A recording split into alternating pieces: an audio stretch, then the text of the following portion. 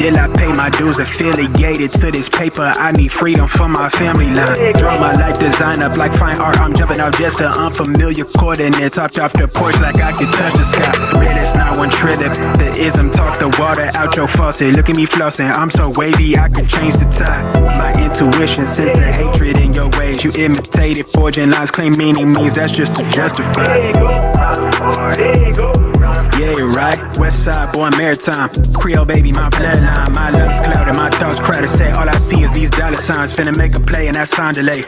On mamas, I testify. Run for it, run for it, run. I'm out here paper chasing, looking for the funds. Run for it, run for it, run. I'm out here paper chasing, looking for the funds. Run for it, run for it, run. I'm out here paper chasing, looking for the funds. Run for it, run for it, run. I'm out here paper chasing, looking for the funds. Game recognized game. I'm from the Bay, okay, I'm versatile and my slang was different. I'm lane switching with the same people that I came up in this thing with. My head swivel, I'm homebound. Got a target back on my backside. The cat peeling with the cast iron. Better run for it, run before I catch you. Niggas out ball it, block it. Trying to stop my blessing. Gamble with your life. Don't bet it, don't bet it. They can't stop my blessing. You do best not to test it. Yeah, you right. Real all in my blood supply. Dig ball up top, finna make a play. I cast a lob like I'm Jalen, baby. No co-signer, no co-pilot. They pen pals, my flow designer. My brain signal out of range with it. My palm mission is a dollar sign. If I say it twice, then I meant it right. My brain signal out of range with it. My palm mission is a dollar sign. You know, co-signer, no co-pilot. They pen pals, my flow designer. My brain signal out of range with it. My palm mission is a dollar sign. Run for it, run for it, run. I'm out here paper chasing, looking for the funds. Run for it, run for it, run.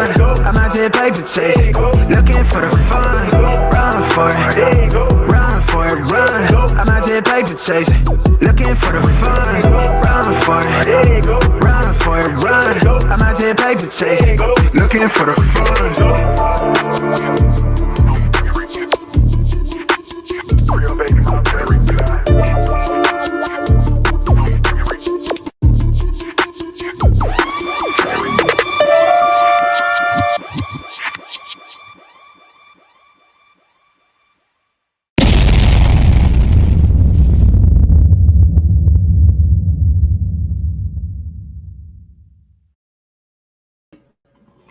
Yo, what up, y'all? It's your boy Rob coming back at you once again with another live stream. So before we get started, you already know what to do.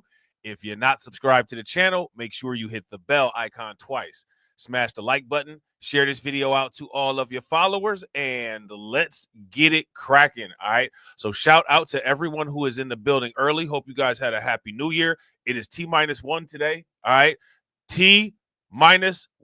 You know what I'm saying? After today, 364 days to you know what. 364 days to you know what. And we starting out with something.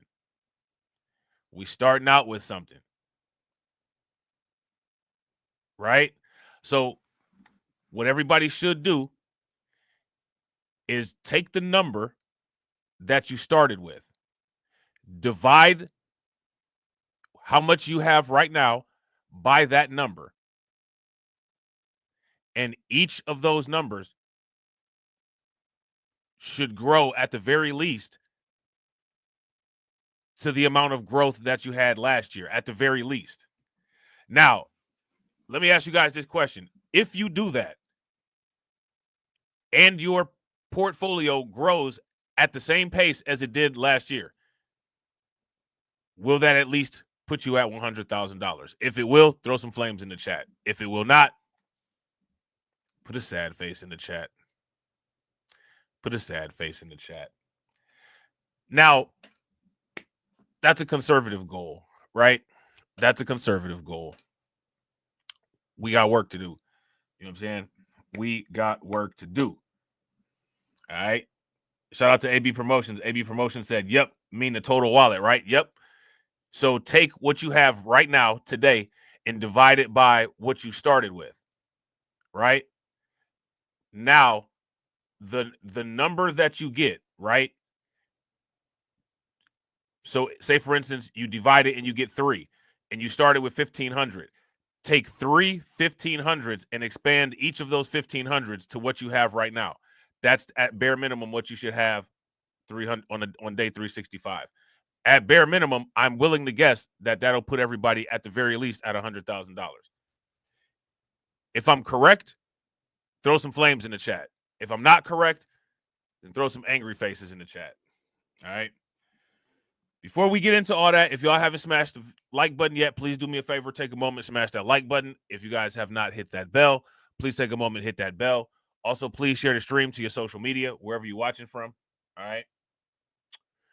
We got a lot of stuff to talk about. Laser eyes today. Laser eyes until December 31st. All right. Laser eyes until December 31st.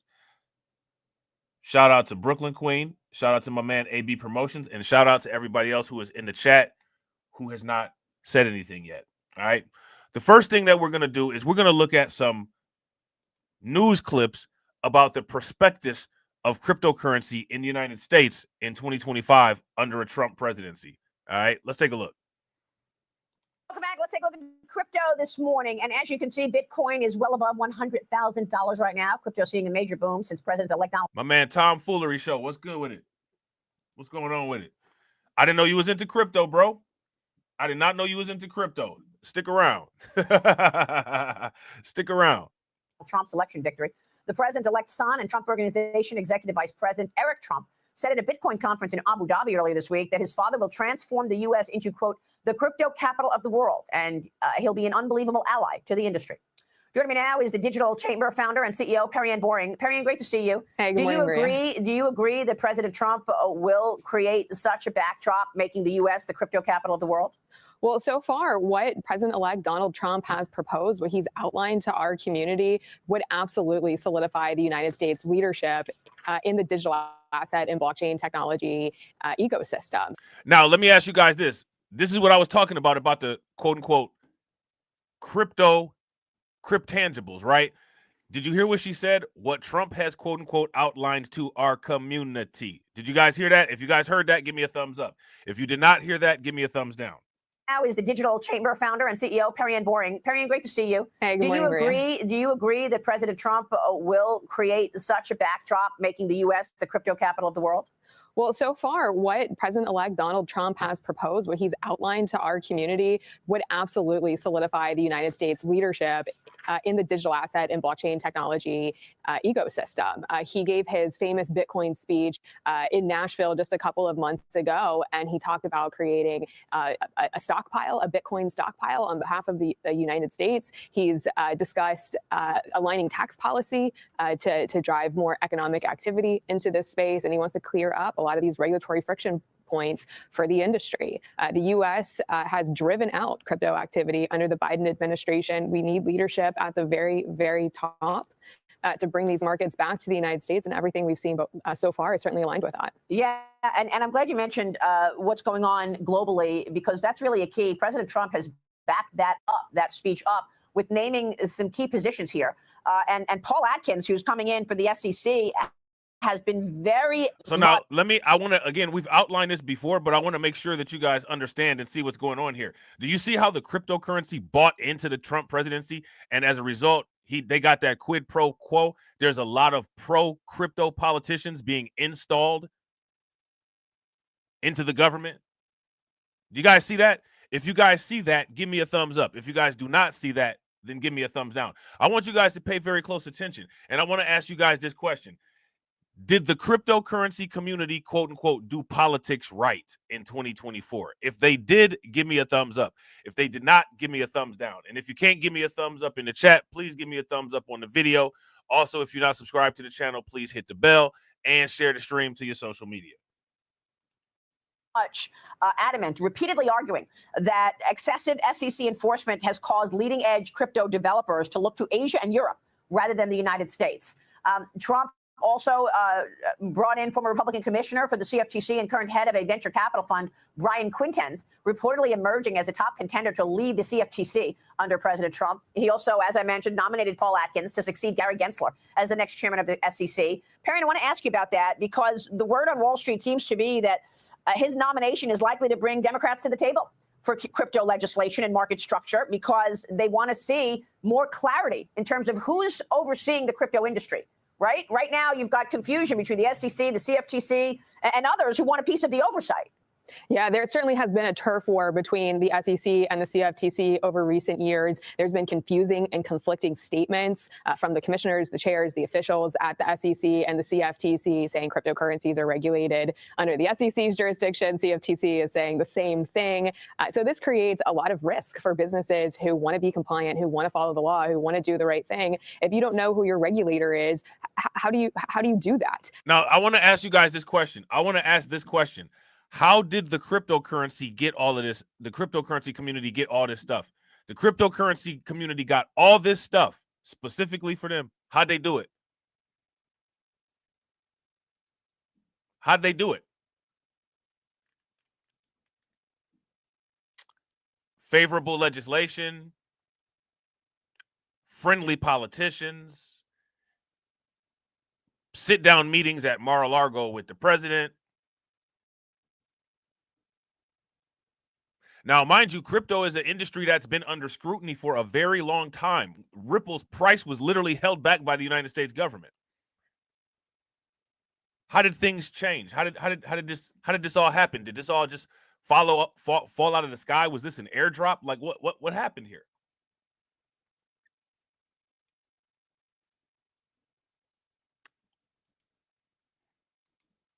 And this is a huge part of what's driven the industry out of the United States. I've worked very closely with both Quintenz and Paul Atkins over a number of years. Paul Atkins is actually one of our advisory board members at the Digital Chamber. He is absolutely committed to bringing that regulatory clarity. Brian Quintenz is a former CFTC commissioner. He's got technical expertise. He has industry expertise. That checks a lot of boxes in terms of who's going to lead the agency. Quintenz famously called for a self-regulatory agency back in 2018 for the digital asset market. So he's not new to this space. He's shown great expertise. I think he'd be a great champion, and Paul Atkins certainly as well. So these are great potential new heads of the agencies, and it's certainly putting us in the right step. Personnel is policy in Washington, and having the right people in place is critical. And to that end, Trump has also tapped former PayPal chief operating officer and co-founder of Kraft Ventures, David Sachs, to be his White House AI and crypto czar. Arkansas Congressman French Hill, who has been picked to lead the House Financial Services Committee, plans to lead an investigation into Operation Choke Point 2.0, the alleged debanking. Now, let me ask you guys this question. How many people have heard of Operation Choke Point 2.0 or either Operation Choke Point 2, Operation Choke Point 1.0? If you guys have heard of those things, give me a thumbs up. If you guys haven't, then give me a thumbs down. Of a crypto company. But I want to get your take on what this could mean for the oversight of crypto, Perry-Ann, because there is some expectation on Wall Street that Doge comes in and starts cleaning house here as well. You just talked about the confusion between the Securities and Exchange Commission and the CFTC, the Commodities Futures Trading Commission, and who's really in charge in terms of oversight. Would you, as a participant in this industry, support a merger of the SEC and the CFTC, which is what one of the analysts I spoke with recently is talking about? He's watching to see if Paul Atkins gets behind that idea to merge the CFTC into. Shout out to Jay the Greatest. Jay the Greatest says no, he hasn't heard of Operation Choke Point. Is there anybody else that hasn't heard of Operation Choke Point? One of the things that we will do if we hit these goals is we will do a stream, and I will also do a video explaining what went on during Operation Choke Point. Very, very interesting. Business warfare in the United States. To the SEC, he says Congress has rejected that idea previously, but Trump's Doge Commission could view it as a cost savings, Perianne. Well, if we're looking at it through the Department of Government Efficiency, we are one of the only countries in the world that has a separate securities and derivatives or futures regulator. So there's certainly an efficiency argument to make to bring the two agencies together. And given that there's been so much conflict between the two and a turf war between the two, I can certainly see why this would be appealing to industry. This is something that has been talked about at the highest levels of the incoming administration. It likely would take congressional support to get this done. This is not a conversation that Congress is currently having, so that certainly will be a challenge. But I love how Elon Musk and Vivek are looking to bring forward proposals to shake things up in D.C. I think this is what is needed. That's the point of Doge, and I think this should be on the table. Yeah, but real quick before you go, Perry, we've been talking a lot about oversight. I want to ask you just about prices in general. We had David Towell on the other day, and he said he believes Bitcoin is going to $250,000 by the end of next year. So when she says by the end of next year, she's talking about December 31st, 2025. Now, let me ask you guys this question. How many of you all think that Bitcoin will be at $250,000 by December 31st of 2025? If you guys think that that's an accurate prediction, give me a thumbs up. If you don't think that that's an accurate prediction, give me a thumbs down and also give me a number. All right. And you say? Maybe he's not bullish enough. The stock to flow model says it's going to be at over 800,000 by the end of next year. If Donald Trump is successful in putting forth a lot of the proposals that he's proposed to the community, the sky is the limit because Bitcoin has a fixed supply. Now, sounds great, right? Sounds great. Let me ask you guys this question. How many people watching this live stream right now would benefit from a quote unquote either $250,000 Bitcoin or an $800,000 Bitcoin? If you would benefit from either of those things, throw some flames in the chat. All right. So now next, what we're going to do is we're going to take a look at quote unquote democracy now. All right. And we're going to see what democracy now has to say, because they're talking about big tech backs Trump to cut taxes, boost crypto, and replace workers with AI. Oh, man. So let's check this out, right? Let's check this out. Now, let me ask you guys a question. Is that what's happening? If you ask me, regardless of who's the president, AI is going to replace human labor in the workforce anyway, right? That's going to happen anyway. So I don't know if that's something that I would lay directly onto Trump. Now, as far as quote unquote boost crypto, hey, go for it, bro. Take it to the moon as far as I'm concerned, right? Let's go. Shout out to AJ. What's good with you, bro? Please support our work at democracynow.org/give. Shout out to PD. What's good with it, bro? Democracynow.org. I'm Amy Goodman. We look now at the influence of Silicon Valley and the tech billionaires and the incoming Trump administration as tech companies line up to support the president-elect, a major difference from his first term. Tech companies are lining up. They're lining up to support Trump. Now, let me ask you guys this question. Are these tech companies already getting the benefit? Are they already seeing the benefit? How is this quote unquote tech/Trump alliance? How is that played out so far? We need to watch this, right? Tech billionaire Elon Musk is one of Trump's closest advisors. Earlier this month, he was there when Amazon billionaire Jeff Bezos had dinner with Trump at Mar-a-Lago. Meta CEO Mark Zuckerberg had dinner at Mar-a-Lago last month. Amazon. Now, this is what I've been talking about. Value chains, right? Let me ask you guys this question. When it comes to all of this quote unquote tech support surrounding Trump, give me a dollar amount of what you think that the value chain of that is. Let me know. Meta and OpenAI's Sam Altman have all announced donations of $1 million each to Trump's inaugural committee. This comes as Trump chose tech execs Scott Kapoor and Sriram Krishnan for key roles this week. They'll likely work closely with another tech executive, David Sachs, who Trump has picked to be czar of crypto and artificial intelligence.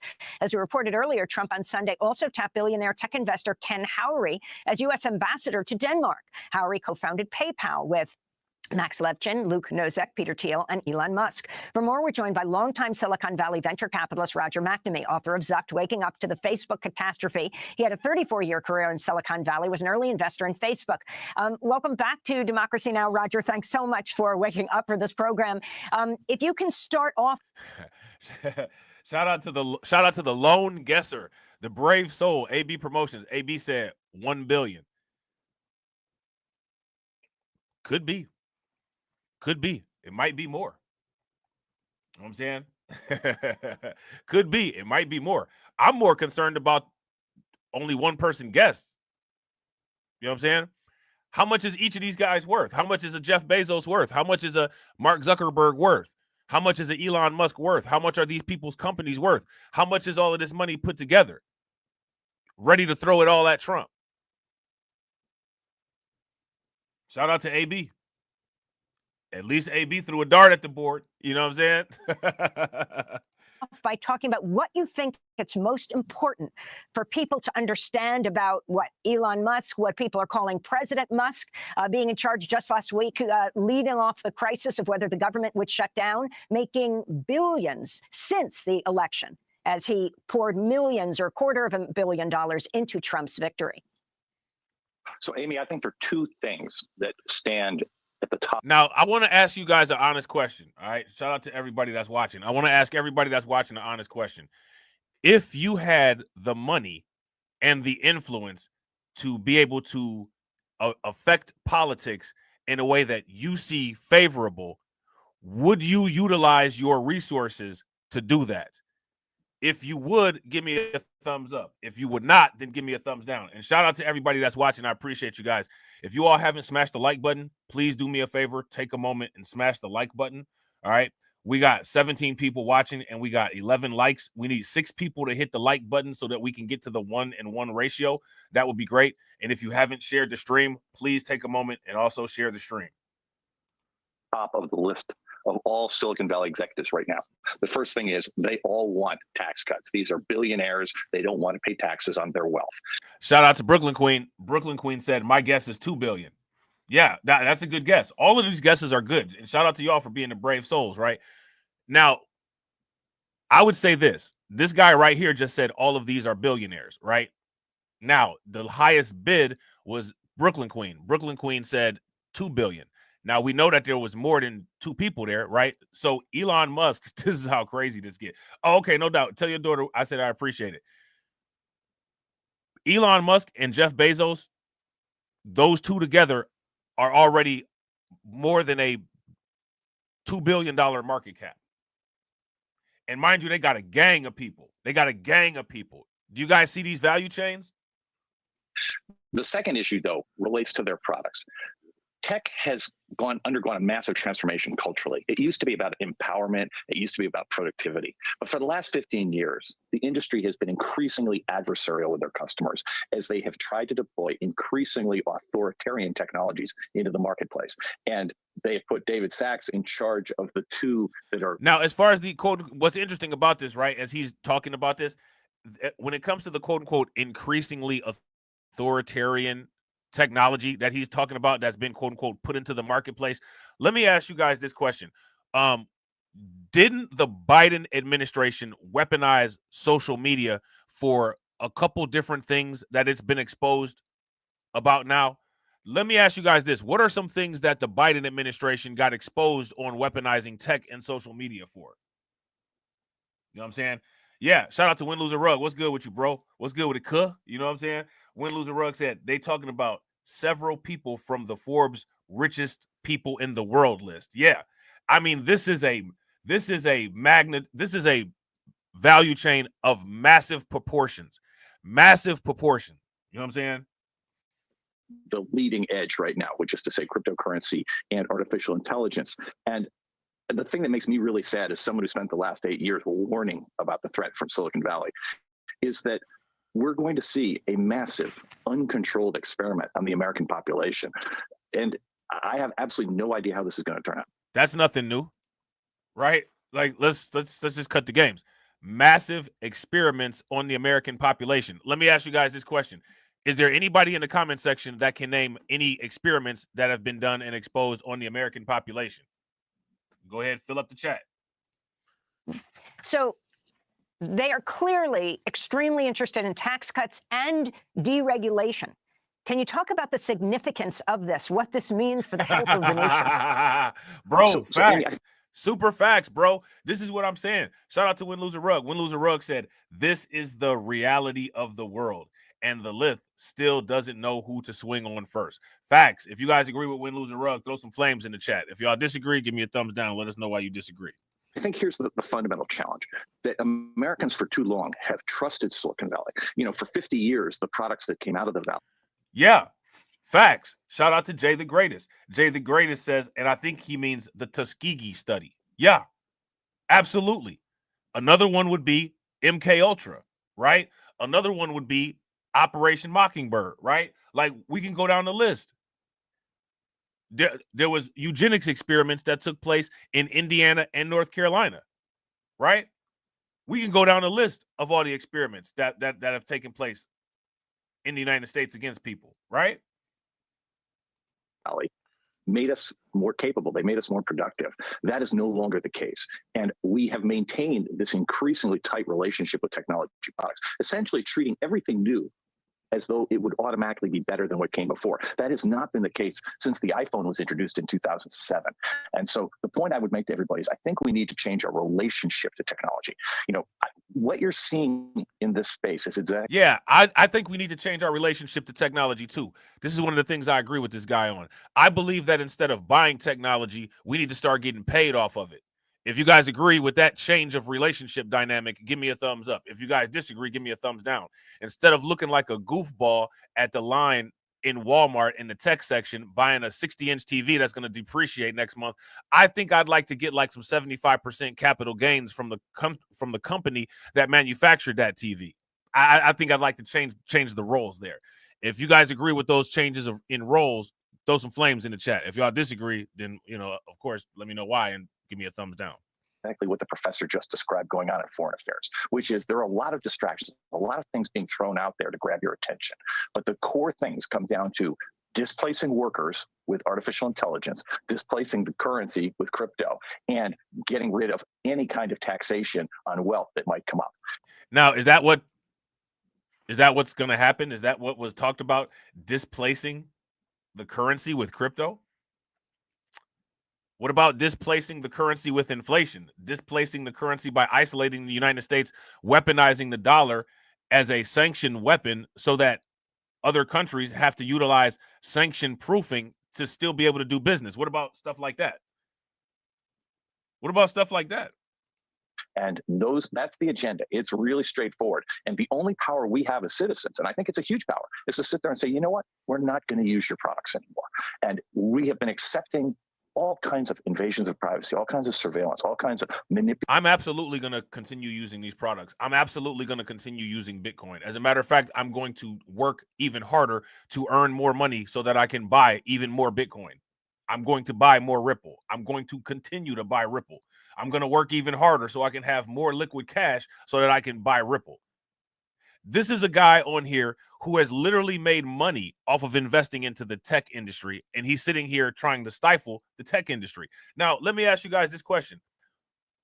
What kind of sense does that make? Somebody explain to us what kind of sense this makes. Manipulation in exchange for convenience. I think it's time for us to look at that relationship and ask, could we do with less convenience for a while in exchange for regaining human autonomy? That's a trade I made a number of years ago and have encouraged others to do. And now here's the question, right? Why do we need to look at that now? I'm not saying that that's not something that should be looked at, but why wasn't that a priority before?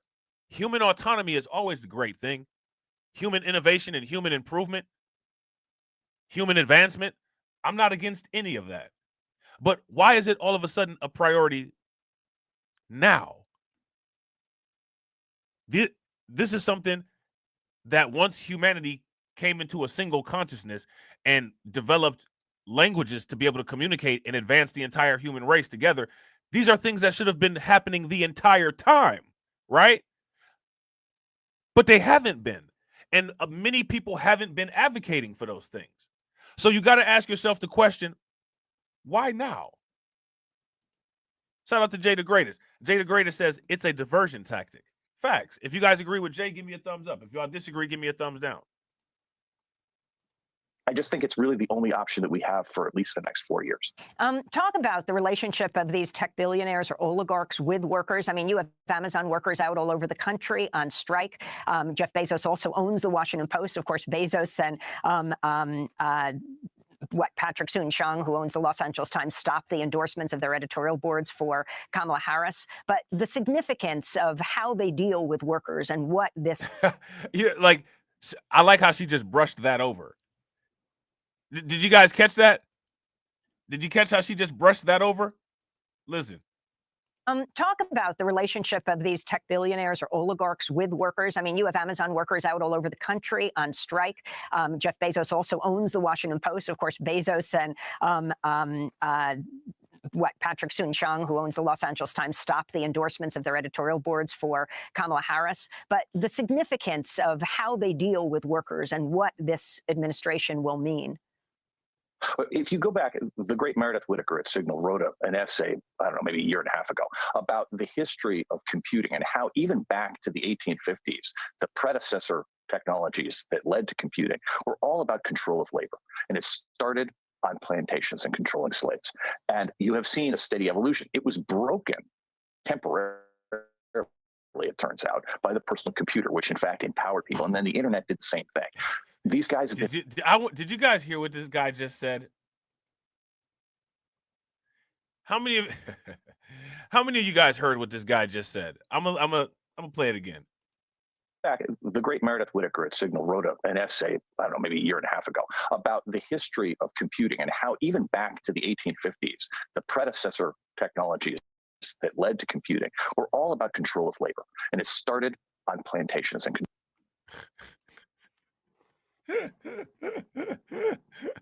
What do you guys think about that? What do you guys think about that?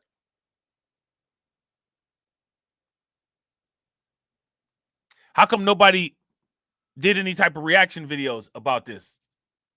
This dude trying to crowbar this stuff in there. Y'all heard what he said, right? I got to play it again. Let me play it again real quick. Administration will mean. If you go back, the great Meredith Whittaker at Signal wrote an essay, I don't know, maybe a year and a half ago, about the history of computing and how even back to the 1850s, the predecessor technologies that led to computing were all about control of labor. And it started on plantations and...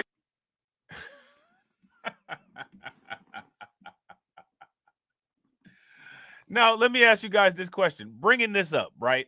Bringing this up. What is that going to do to help the people who descend from these quote unquote plantations that he's talking about? Because every American didn't descend from them plantations.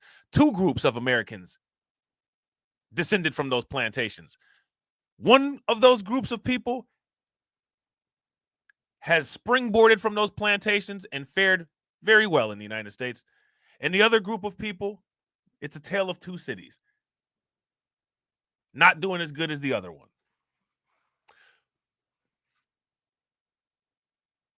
If we know that this quote-unquote computing technology came from that particular situation, bringing that up, what is he going to do to try to fix that situation? And if you're not going to do anything to try to fix that situation, what's the point in talking to Amy Goodman about it?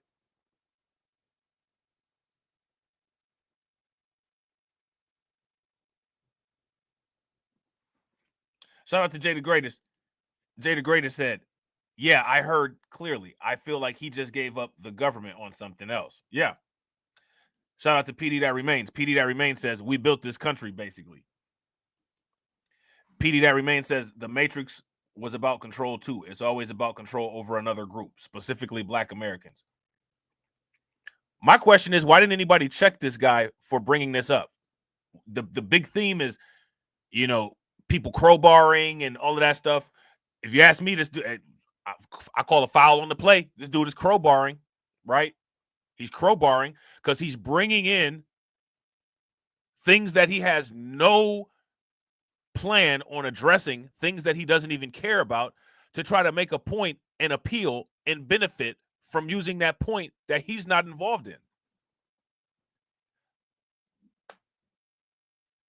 Somebody should have hammered him on it. But instead of the sludge hammer dropping, you could hear a pin drop. It's so quiet. Why is that? Controlling slaves. And you have seen a steady evolution. It was broken temporarily, it turns out, by the personal computer, which in fact empowered people. And then the internet did the same thing. These guys have been attempting to revert to centralized control ever since. And so that their goal is really, really simple. If you watch artificial intelligence, for example, the mania for AI began, and I do not think this is a coincidence, when Silicon Valley workers resisted going back into the office after COVID. And the first market they tried to sell it to was Hollywood during the writer's strike and the Screen Actors Guild strike. And I think it's really simple. There are ads in San Francisco right now about how you should not employ any more humans. You know, you can employ AI instead of humans. And I said, now let me ask you now again, right? This is what I was talking about in regards to the quote unquote undocumented issue in regards to quote unquote immigration, right? Where are people going to deport the AI to in order to be competitive for a job? Because the thing is that the artificial intelligence is going to be competing for an increasingly skilled cascade of jobs. Undocumented migrants, for the most part, are competing for low-wage jobs, low-wage, low-skill. Undocumented migrants are competing for toilet scrubber positions. Artificial intelligence is going to be competing from toilet scrubber positions to whatever the capabilities of machine learning take it to, which could possibly be a brain surgeon. So now, where is the artificial intelligence going to be deported to? This is all happening, whether people like it or not.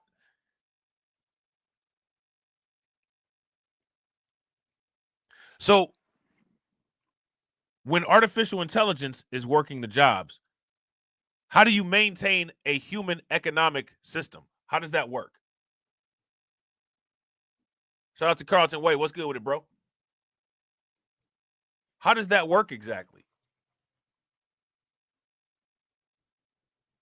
This is the reality. This is the first day of reality. You know what I'm saying? and ask a really basic question. Who does that serve? You know, our children are being lured into using ChatGPT for school. And in what way does that benefit them? Shout out to my man Aristopat. What's good with it, bro? Make sure y'all show my man Aristopat some love. Make sure y'all go check his channel out, man. Good to see you, bro. Happy New Year. It doesn't prepare them for a future in which they're empowered. It prepares them for a future in which they are disempowered. Roger McNamee, how is all this going to be powered? Microsoft wants a nuclear power plant like 3 Mile Island. Explain the role of nuclear power, AI, and cryptocurrency. Amy, this is such an important question. You know, even if you thought that artificial intelligence was useful, and to be clear, it is not at all obvious that the utility of it is anything like as valuable as the cost. But the starting assumptions are totally flawed. So the industry starts by stealing all copyrighted information, as well as all the personal information that all of us have in cloud services. So if you think about things you might have in Google Docs, or you know that you might have in an email. Shout out to my man Frozen. What's good with it, bro? Happy New Year. Black Light Revelations is essential for the soul. Bro, facts. If y'all agree with Frozen, make sure y'all throw some flames in the chat. Y'all go throw some water and smoke in the chat. Server or in an app that does your productivity apps, you know, all of those things are being absorbed. So that's a theft. But the second problem, the really huge one, is what it does to natural resources. If you look at Microsoft and Google in particular, both had made commitments to carbon neutrality by 2030. Both in the past year abandoned those commitments because their power consumption has gone non-linear, up 30, 40, 50% over the last few years, simply to power artificial intelligence. The same thing's going on with water. A lot of these processing plants, both for the data and for semiconductors, are located in deserts. And so they're consuming massive amounts of water. And the public has had no voice in this. The companies have acted unilaterally, and they're at the point now where they're literally talking about restarting 3 Mile Island in Microsoft's case, or building floating nuclear plants in the Northwest in the case of Amazon. And I would simply observe that the public really should have a voice in this. And what we decided in this last election— I don't think that the public cares. I don't think that the public cares. I think that the public should have a voice in what they prioritize. I don't see this being a priority to the majority of the public.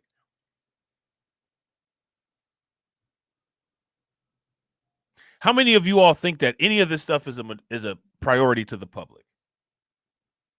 I don't see any evidence that supports that this is a priority to the public.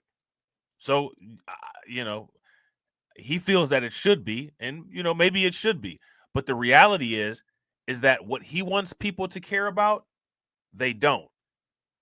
He's on the other side of the same dilemma that I face. He just happens to be on the other side of it. Election is that we were going to forego that vote and let the industry have control of it. And it, you know, I seriously have no idea how this is going to turn out. And I think the only power we have is to say no. We just have 30 seconds, Roger. But according to the Bloomberg Billionaires Index, Elon Musk's worth soared over 70% to $450 billion after the presidential elections. The significant. Now, shout out to, you know, us, right? Because our wealth swelled not to billions, but after the election too, didn't it? Yeah, I got to agree. Shout out to Carlton. Carlton said, nope, the public doesn't care. Yeah, no, the public really doesn't care. They have some interesting responses, too, if you ask them about this kind of stuff. Clean oxygen? Who's got time for that? Who's got time for clean oxygen? You know, it's only that stuff that we breathe that keeps us alive. Ain't my problem, right? This. Well, everything about Trump appears to be pay to play, right? All of these executives are giving $1 million each. These are rounding error numbers. This is money they find between the cushions of the couch in the living room. But they're, you know, it's basically a protection payment. And in Musk's case, the investment he made in Trump, which was $250 million, or the investment he made in Twitter, which is like $44 billion, those have paid off, obviously, many, many times over. I believe that Trump and Musk will eventually part ways. I don't know Trump at all. When artificial intelligence starts competing for jobs, I want to know where everybody plans on working at and how everybody plans on making a living. How many people in here have a AI contingency plan? Because AI will start working. Well, actually, it already has, but AI will start working some of these jobs, right, within our lifetime. We're going to see this stuff happen. You know what I'm saying? Shout out to my man, Win Lose a Rug. Win Lose a Rug said, isn't it funny how the majority of people are too busy or distracted to educate themselves because they are trying to maintain shitty lives? It's wild, bro. Yeah, it's and like I said, get ready, get your popcorn, get your big screen. We're going to put it on full display for the world to see. You know what I'm saying? Yeah. Shout out to Win Lose a Rug. Win Lose a Rug said, we all gonna have AI agents. Yeah.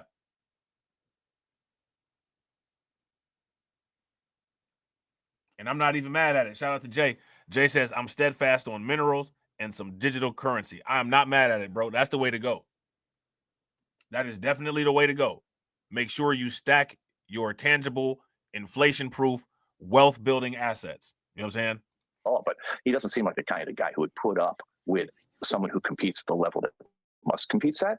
But we'll have to see how that turns out. Well, we will have a further conversation with you on this. Roger McNamee, longtime Silicon Valley investor, author of Zucked, Waking Up to the Facebook Catastrophe. That does it for the show. He also woke up to a fat portfolio gain. Now, you know, as good of a journalist as Amy Goodman is, she didn't happen to ask him about any of his earnings. You know what I'm saying? So now what we're about to do is we're gonna take a look at a video from CNBC TV 18. Okay, and on this video, they're gonna discuss the new highs that cryptocurrency has seen. Okay, they're gonna discuss the new highs that cryptocurrency has seen. Now, if you ask me, I believe, and I truly believe this, that 2024 and possibly part of 2025, we're at the new bottoms. We're at the new floor. So from here, after initial corrections, it's only going up. And it's only going up for a very long time. For a very long time. Okay. 2024 became a landmark year for cryptocurrencies. Bitcoin smashed through $100,000 mark to hit all-time highs at 108,000, surging 130%. The crypto market capital also hit an all-time high of $3.9 trillion. Well, the year 2024 started on a higher note with launch of Bitcoin ETFs, which gave easy access to individuals and institutional investors without the complexities of wallets and private keys, accumulating more than $110 billion worth inflows. Ethereum also did not lag to. Why would you tell people to not take advantage of getting kickbacks from some of this money? Look at all the money that went into this. Let me ask you guys this. A lot of you guys in the chat, got a little piece of this 130%.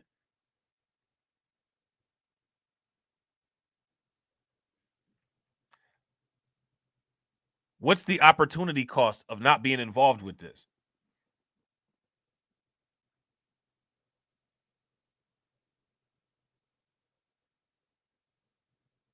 People will allow you to walk them into a furnace if you tell them what they want to hear. That being the case, here's my question. Should anyone feel bad when someone comes back burned?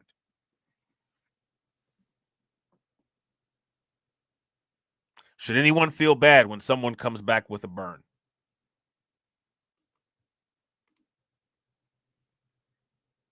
Let me know what you guys think. Market capital also hit an all-time high of $3.9 trillion. Well, the year 2024 started on a higher note with launch of Bitcoin ETFs, which gave easy access to individuals and institutional investors without the complexities of wallets and private keys, accumulating more than $110 billion worth inflows. Ethereum also did not lag too far behind with ETF inflows above $2.7 billion, making its place in decentralized finance. Institutional investors now own nearly 20% of all Bitcoin ETFs traded in the US. And then it was also about Bitcoin halving, an event that happens every 4 years. It leads to reduction in block rewards by 50%, lowering the supply of Bitcoins. It was also then that the rally took wings with the US President-elect Donald Trump pro-crypto stance. He has pledged to make US the crypto capital of the world. He also suggested US Bitcoin reserve, and there also was a discussion of using Bitcoin as potential tool to repay the US debt. Trump also has nominated Paul Atkins, who is a known crypto advocate, to succeed Gary Gensler as the US SEC chair, which the crypto bulls have cheered, expecting favorable regulations going forward. The Russian President Vladimir Putin recently said that no one can prohibit Bitcoin, showing support for cryptocurrencies. The approach from Poland, Italy, and even China showed signs of revisiting previous critical policies. Yeah. After El Salvador, countries like... Yeah, shout out to Win Loser Rug. Win Loser Rug said opportunity cost plus time cost. Bro, a lot of MFs are done. Yeah. A lot of people are done, bro. A lot of people are done. And they did it to themselves. A lot of people self-terminated. And they're walking around and don't realize that they're actually in the financial spirit realm right now. I don't know what to say, man. I don't know what to say. Most people don't even realize this. But for the most part, the Bitcoin are all gone. Hate to break it to you. If you guys would agree, for the most part, the Bitcoin are all gone, give me a thumbs up. If you guys would disagree, give me a thumbs down. For the most part, for all intents and purposes, not literally, but for all intents and purposes, the Bitcoins, they're gone. They're gone. They're gone. Like Tonga, Paraguay, Panama are also considering adopting Bitcoin as a legal tender. The cryptos also are taking support from wider adoption of real-world assets. The stablecoins are also emerging as payment tools for enterprise businesses. The year 2024 also had its share, though, of frauds, hacks, and rug pulls. The sector lost nearly $2.3 billion this year in frauds, though lower than the last year.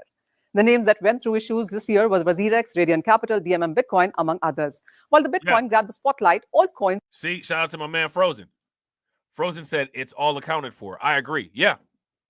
Yeah, I mean, what people don't realize is that the amount of Bitcoin that is on exchanges, all of that stuff is pre-calculated. And they expect certain buyers to be flushed out of the market. These are margins that they get, margins of slack that they gave. In most cases, it's gone for all intents and purposes because you're not going to outcompete Michael Saylor. If Michael Saylor wants to buy 50,000 Bitcoin on a Monday just because he can, you're not going to outcompete the United States. You're not going to outcompete Russia, China, BlackRock, Grayscale, ARK Invest. You're not going to outcompete any of these people. I wouldn't be surprised if in the next 10 years, Bitcoin's probably not even going to be available on exchanges anymore. It's probably not even going to be available on exchanges anymore.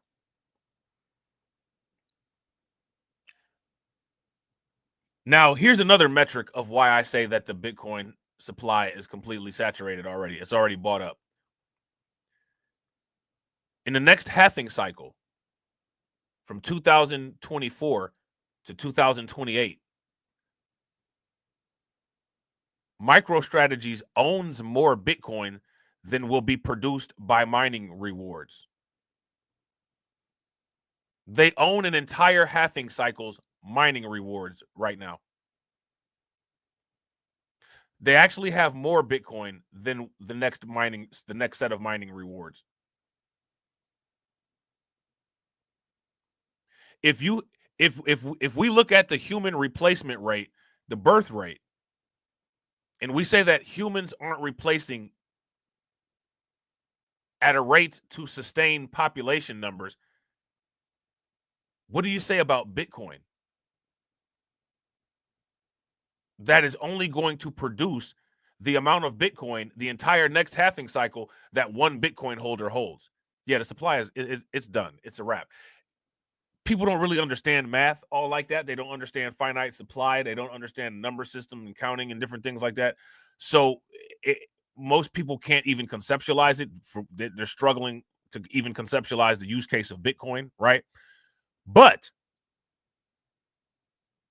yeah, Bitcoin is already at a negative production rate, which means that since it's a scarcity-based asset, the price is going to rapidly skyrocket on levels that people have never seen before.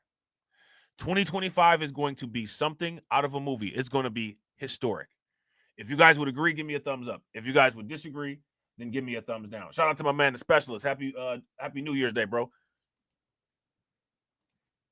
Also delivered significant returns. Tokens like Solana, Ethereum, Ripple, Cardano all reached all-time highs, while the lesser-known altcoins like Palm AI and Mantra surged anywhere between 10,000 to 20,000%. Well, in the past year, meme coin market capital also was in favor, with market cap now at $113 billion, led by Dogecoin and Shiba Inu as per CoinGecko data. 2025 shows a lot of promise for cryptocurrencies and blockchain as a technology, and the market. Now, let me ask you guys this question. There's never, to the people that have been in cryptocurrency forever, has there ever been a lead into a crypto year? Every year, crypto has been fighting. It's been a fight to just stay alive. And look at where crypto is at. Now, crypto is welcomed into the world. Man, it's about to be lit.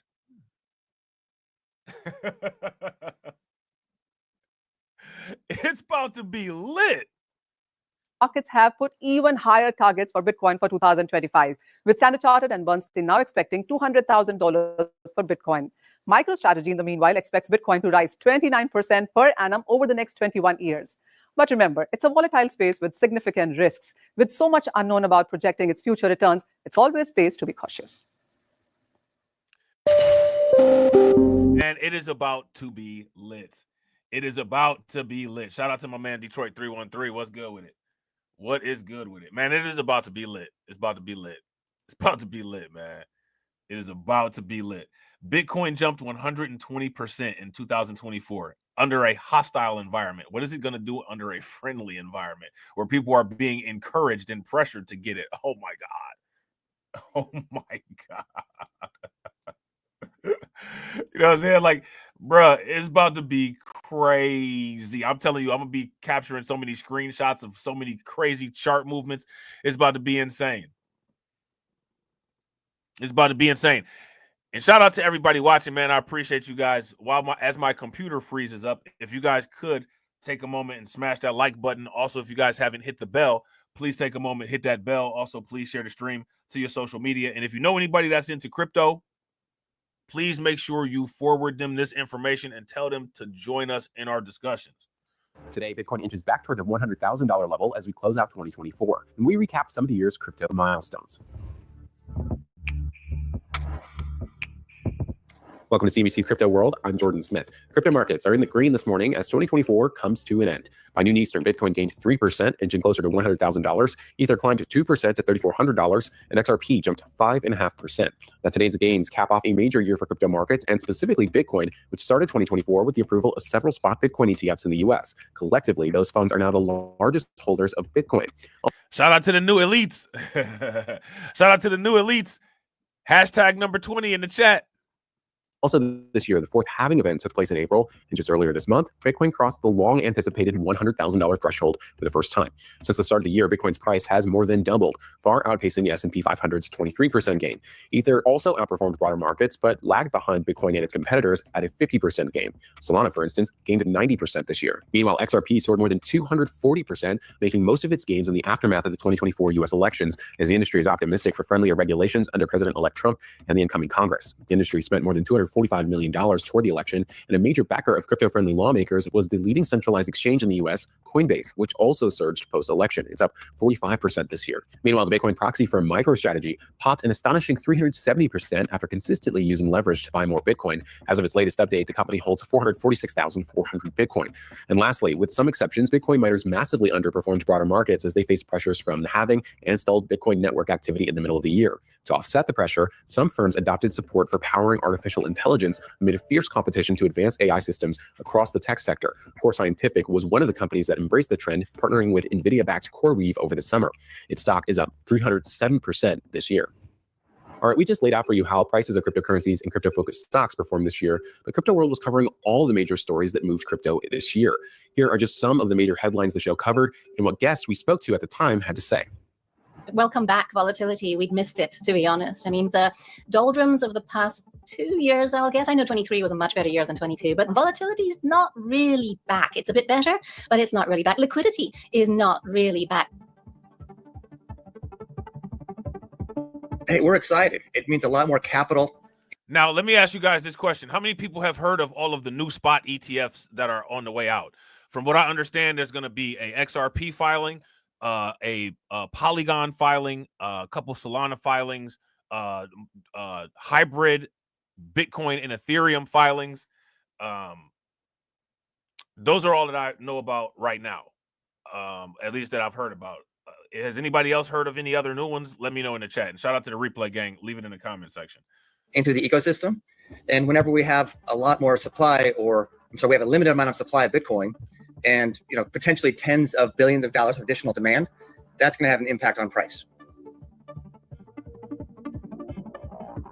Judge Kaplan, both during the trial, but then also during the sentencing proceeding today, generally agreed with the prosecutors. Now, like I said, if the cryptocurrency community is about it, if they about it, they're going to go for that pardon for Sam Bankman-Fried. They're going to go for that pardon for Sam Bankman-Fried. You know what I'm saying?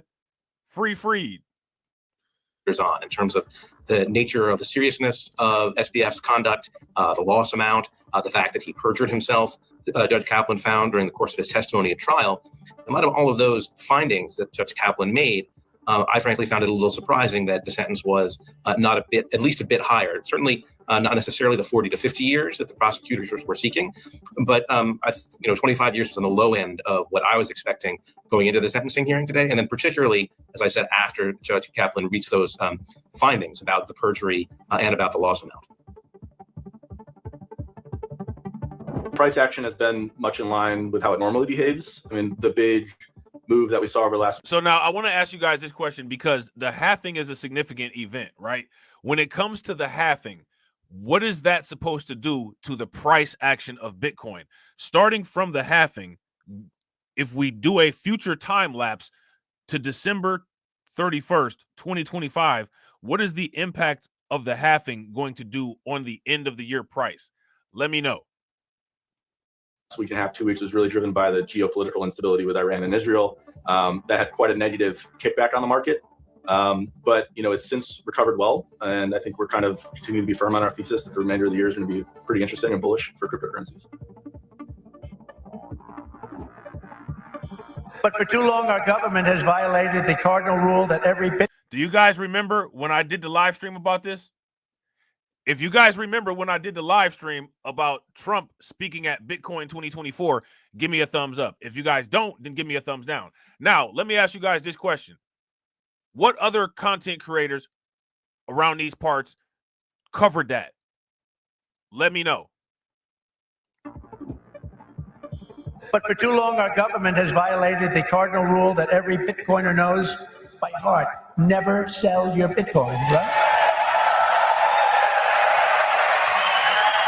That's right, isn't it, huh? That's right.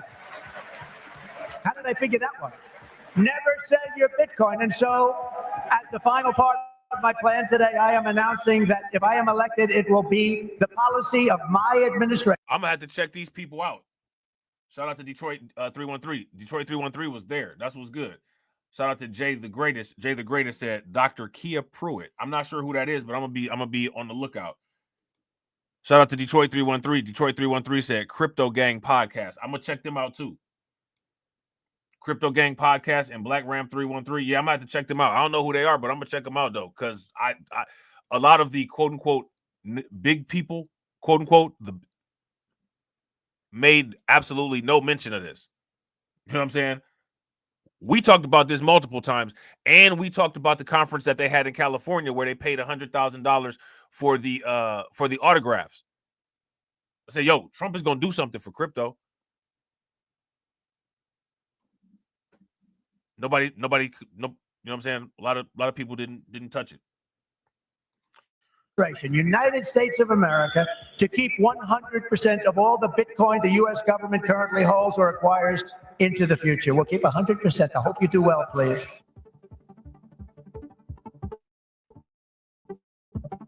Well, I'm going to file it now. So they're filing for this Bitcoin strategic reserve. Now, I want to hold this off right here, right? And we're going to come back to this. And the reason why we're going to come back to this is because I don't know if anybody is aware, but this strategic Bitcoin reserve talk has not only started a global cascade, it's accelerated the rate that corporations are buying and holding Bitcoin, but it's also created a state race here in the United States. How many people heard about the Alabama state auditor calling to establish a Bitcoin reserve? If you guys heard about this, give me a thumbs up. If you guys did not hear about this, then give me a thumbs down. If this is a non-issue issue, then why is this popping up all over the place? Whoopsie. Right? Whoopsie. State auditor Sorrell advocated for Bitcoin to future-proof Alabama's economy and attract digital asset investments. Let me ask you guys this question. How many Ripple are you guys trying to hold? My advice would be as many as you can get your hands on. You know what I'm saying? My advice would be as many as you can get your hands on. State Auditor Andrew Sorrell has proposed that Alabama create a strategic Bitcoin reserve to continue to ensure its continued leadership in crypto adoption. I didn't know that Alabama was a crypto adoption leader. This is news to me, right? He argued that such a move would diversify the state's assets. I thought these people were against DEI, attract crypto-focused businesses, and establish Alabama as a pioneer in the digital asset space. According to Sorrell, crypto is no longer of a question of if, it's here, and it's reshaping financial markets worldwide. States that act now will be in a prime position to benefit. Well, here's where you're wrong. Crypto has been here forever.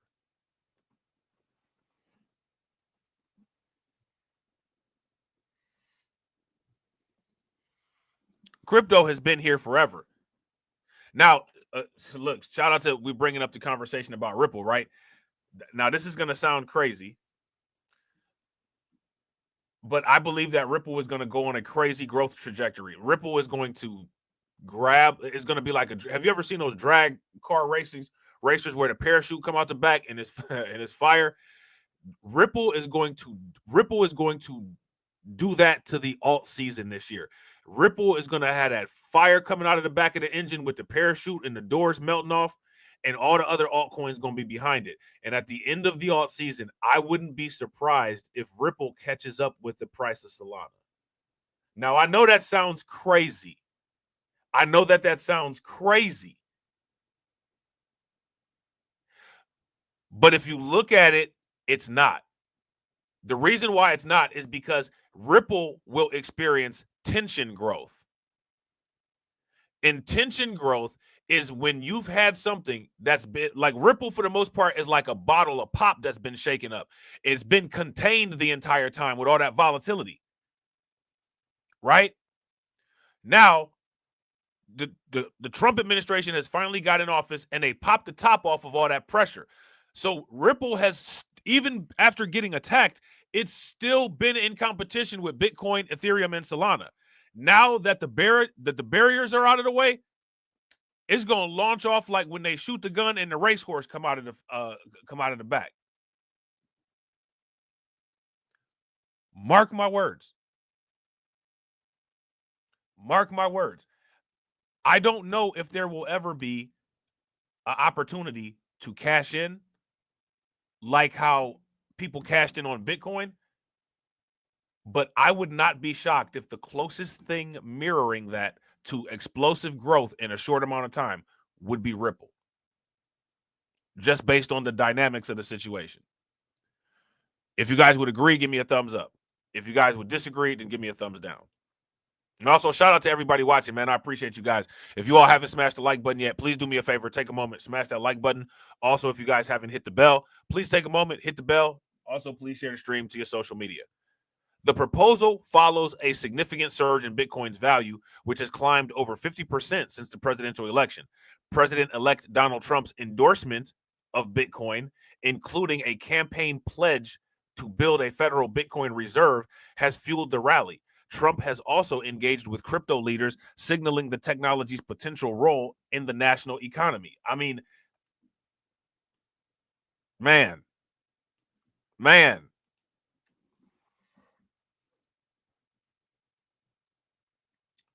Shout out to DC Precise. DC Precise says, bro, do you know the XRP army people will come for you if you keep calling XRP Ripple? Bro, listen. I sold Ripple the first time. I sold Ripple the first time at its first and only all-time high. Those little babies can sit back and sit down and put their pacifier in their mouth and relax and enjoy the new gains that we about to get. You know what I'm saying? Yeah, they can sit back and relax and, you know what I'm saying, enjoy their little pacifier and play with some Legos. They little blockchain Duplos, you know what I'm saying? And you know, enjoy the new gains, right? like they say when they come from the hair shop, enjoy the new growth. Right. Yeah. Shout out to Frozen. Frozen says, agree. XRP has gone through a 3-year lawsuit, price suppression. It's a huge recoil. Yeah. Big facts. But I'm an old school. I posted my receipts. I'm an old school crypto head. So it's certain stuff that I say. You know what I'm saying? I still be checking on the price to see how Verge is doing. You know what I'm saying? I'm actually Tron actually slowly made a lot of money. I actually really wish that I hadn't ever sold my Tron. I was looking at them old pictures that I posted in the Discord, and I actually started getting really salty. You know what I'm saying? Like when I was looking at Dogecoin and I was looking at Tron, I was like, what happened? But I remember what happened.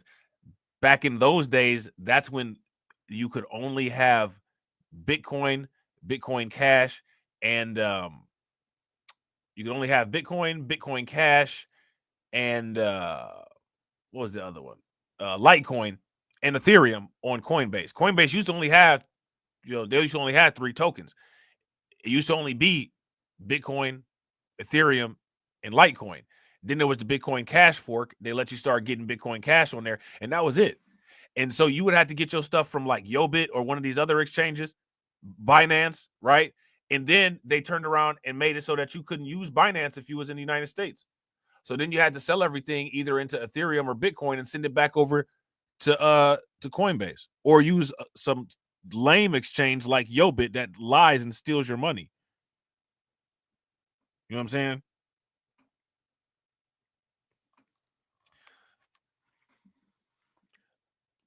Shout out to my man Win Loser Rug. Win Loser Rug said, I posted XRP chart in the chat and look where we at. Bet. That's what's good. You already know I'm gonna go through and study all that after after the stream, bro. And shout out to everybody watching, man. I appreciate y'all. If y'all haven't hit that like yet, please do me a favor. Take a moment, hit that like. Also, if you guys haven't hit the bell, please take a moment, hit that bell. And also, if you're not subscribed to the channel, please take a moment and subscribe to the channel. And come check out our Discord. All right, come check out our Discord. Let me just see something real quick. Got to be OCD with this. Got to be OCD with this. We got 24 people watching. Shout out to everybody watching. I appreciate you guys. And we got 20 likes. If we could get 4 people to smash the like button, we'll be on a 1-to-1 ratio for the first time in the stream, which would be great. And if everybody could share, let's try to get the likes to 40. That'd be wonderful. All right. Sorrell emphasized that by adding Bitcoin to Alabama's holdings, it would position the state for long-term gains. He described crypto as a rapidly growing asset class that offers unique advantages such as resilience to inflation and independence from the U.S. dollar. All right, now mind you, this is a U.S. government employee saying this. You know what I'm saying? A diversified investment strategy should include assets beyond traditional bonds and treasuries. Bitcoin has consistently outperformed other asset classes over the past decade, and Alabama is missing out by not having exposure. Now, here's my question. You have some people who have said that this is not true. Now you have everybody saying that this is true. What happens now?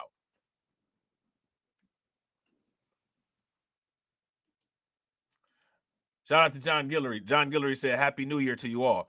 Welcome to the year of the crypto surplus, the year I went to sleep poor and woke up rich. And you never, ever in your entire life, ever have to say nothing like this ever again. I can't eat. I'm broke, nigga. I'm broke. You'll never have to say it again. You know what I'm saying? Oh, man. You'll never have to say it again. So let me ask you guys this. What states so far have announced the possibilities of a strategic Bitcoin reserve? Name them for me in the chat. Who all has announced that they're interested in the possibilities of a strategic Bitcoin reserve? What we need to do is we need to start paying attention to the depletion rate. Because what's happening, I want you guys to understand, accelerated formations of strategic Bitcoin reserves by large liquid buyers is an accelerant on the supply crunch. If you guys would agree, give me a thumbs up. If you guys would disagree, give me a thumbs down. If everybody's competing with micro strategies to buy the Bitcoin, that's going to 1x, 2x, 3x the depletion of the total Bitcoin circulating supply. If you guys would agree, give me a thumbs up. If y'all would disagree, give me a thumbs down. Depleting the supply rapidly is going to rapidly increase the price, right? There's that. That's where you get into those Omega and you get into those God candles. Okay? He proposed a gradual approach to acquiring Bitcoin, suggesting the state adopt a dollar cost averaging strategy over 2 years to reduce risks associated with market volatility. These people are so behind. He also stressed that any reserve would be safeguards for critical emergency rather than routine use. And honestly, they should never, ever use it. The only thing that they should ever do is like loan against it for liquidity.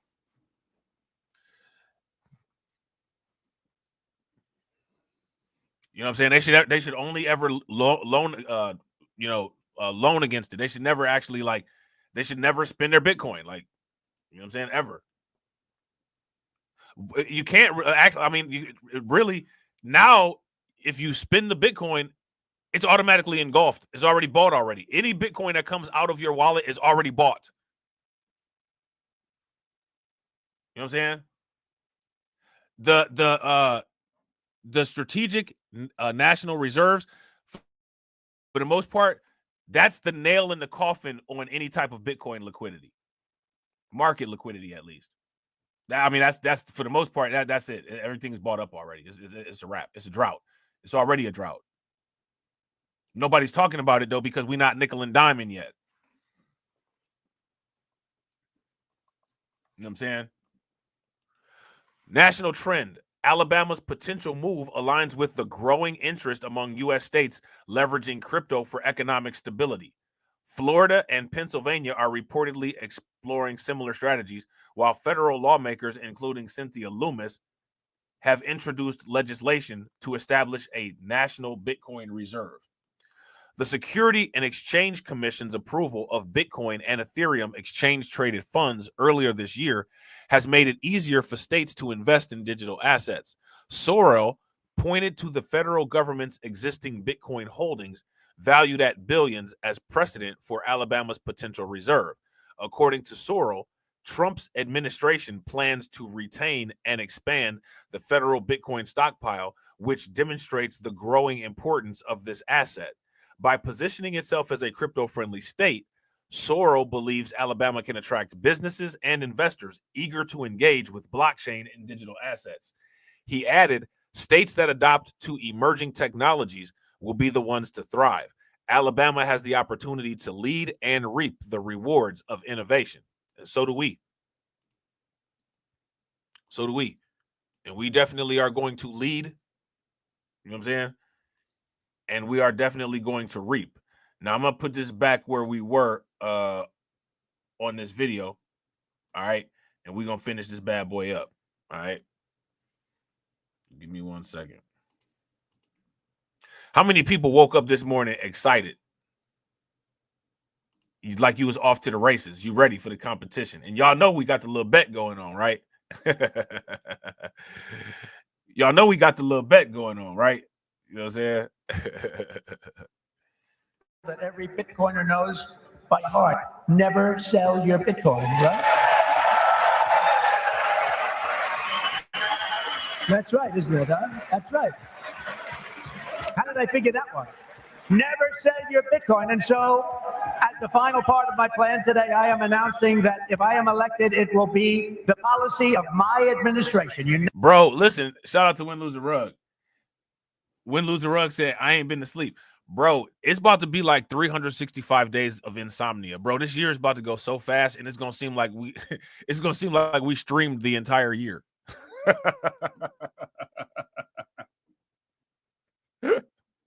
It's gonna go. This year is gonna go so fast, bro, and it's gonna seem like the entire year was just a stream. You know what I'm saying? It was all a stream. You know what I'm saying? United States of America to keep 100% of all the Bitcoin the U.S. government currently holds or acquires into the future. We'll keep 100%. I hope you do well, please. Hey, throw the monolith emoji in the chat. Throw the monolith emoji in the chat. Shout out to Carlton. Carlton said, I was told to do the opposite of whatever Trump tells me to do. Oh, man. Look, this is how simple them fools are, bro. Trump didn't tell nobody to do anything. He didn't tell nobody to go out and buy no Bitcoin. All he said was, I'm about to make a Bitcoin strategic reserve and America's going to be great with Bitcoin. He didn't tell nobody to do anything. The people that know what to do know what to do. You know what I'm saying? And you know them people, you know that monolith, you know what I'm saying? You know they don't know what to do. Yeah, it was all a stream. I used to read Bitcoin magazine, you know what I'm saying? XRP and Ethereum in the limousine. You know what I'm saying? Hanging pictures on my wall. Every Saturday looking at the charts, hoping prices fall.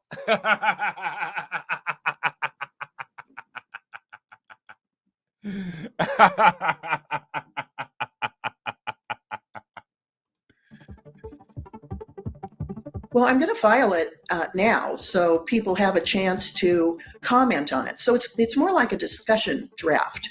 It's a new concept to so many people that I want to get feedback about it between now and January, the end of the year. So I don't expect that it will be taken up this year. Well, Tuesday night was certainly a big night for crypto and the crypto voter. It's very clear that in race after race, bro, and I go watch when I'm able to put BLR2 back from being hidden. Go watch them old streams that I did about the crypto voter. I had the one stream that was called "Will the Cryptocurrency Community Determine the 2024 Election?" How many of y'all remember that? Yo, shout out to Win Lose a Rug. Win Lose a Rug said, "I'm gonna make a monolith AI agent." Bro, please do. Airdrop us. You know what I'm saying? Hey, look, listen, man. All that stuff that we want to do, bro. By the end of the year, man, we'd be able to do any of that. We just throw down on it. Oh, we about to make the remix to Juicy. You know what I'm saying? We about to make the remix to Juicy.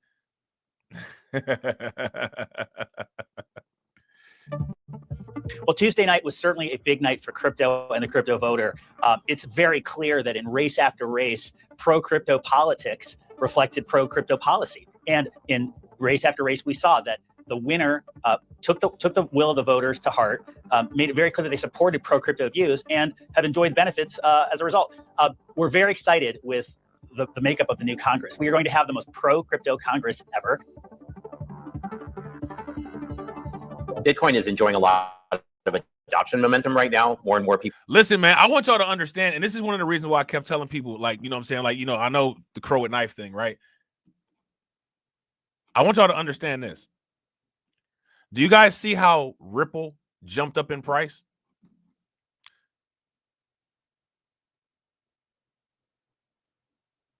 I wouldn't be surprised if from now till the end of the year, every cryptocurrency jumps up the same amount that Ripple jumped up on election night. Now, if you got a bunch of crow with knife, and just because there's a ton of money in the cryptocurrency space, crow with knife moves over 3 decimal places, what's that going to do for your portfolio? That might be how you get your Bitcoin.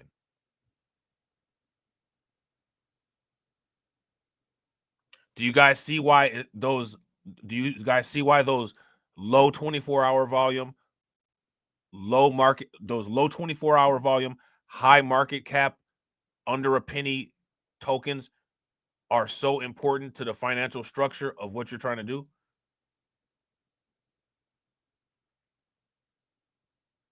You have to use those as a volumizer.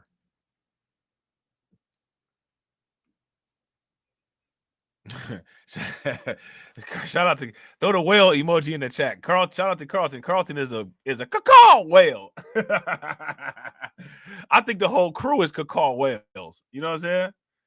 People are using it every time MicroStrategy comes up.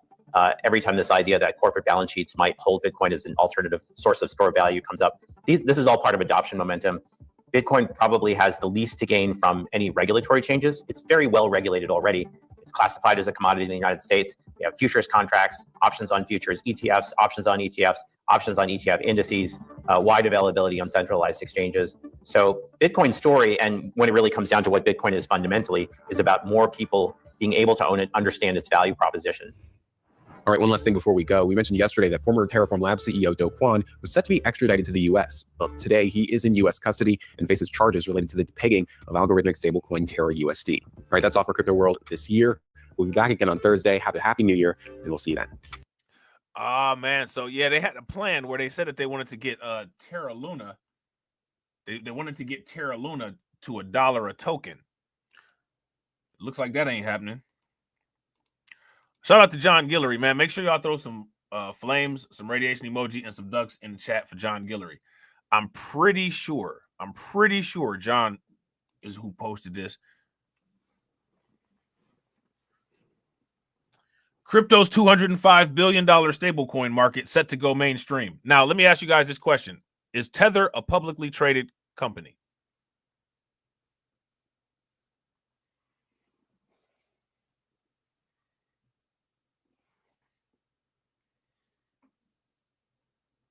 Y'all got me dead in the comment section. John said, I'm gonna call Will. I got a fifth of a trillion call. Bro, listen, all it takes is just one day somebody that like a new person in crypto is like, you know what? I want to buy this token. You know what I'm saying? And they just because they can afford it, and they decide to just drop $500,000 on it, and it doubles the 24-hour volume. That's all you need. You good. You good, and you got enough to buy Bitcoin.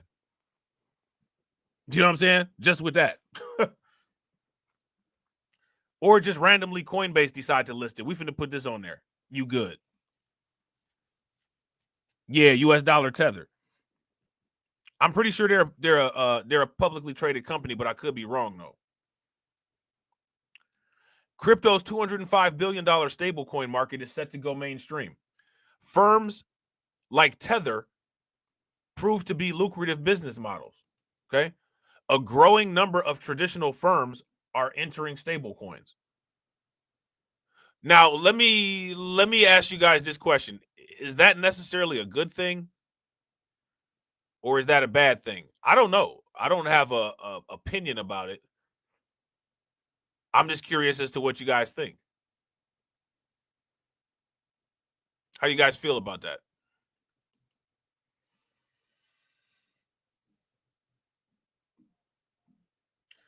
Look, shout out to AB Promotion. AB Promotion said, when Bone gets into the $1 billion market cap, I'm rich. Right. I'm rich. You know what I'm saying? Meanwhile, Bitcoin surge above $100,000 captivated the headlines in 2024. Many financial firms were more focused this year on a different type of cryptocurrency whose price is never meant to rise or fall for that matter. Mainstream players such as Visa, PayPal Holdings, Stripe, and others are making investments in projects involving stablecoins, which are crypto tokens typically designed to be pegged to the value of the US dollar or another traditional currency. Now, let me ask you guys this question. While this was going on, while Bitcoin was going wild, nobody was really talking about this. Yeah, and I wouldn't disagree. Shout out to DC Precise. If you guys agree with DC Precise, give me a thumbs up. If y'all disagree, give me a thumbs down. DC Precise says stable coins are CBDCs, central bank digital currencies. This subsector of the digital asset space has proven to be a lucrative business now that issuers are able to invest reserves backing stable coins in short-term U.S. treasuries with an attractive yield. And unlike Bitcoin and other tokens prone to the price volatility, use of stable coins as actual currencies in transactions is gaining popularity around the world. Now, what a lot of people used stable coins for is a hedge against volatility while they have their cryptocurrency on an exchange, right?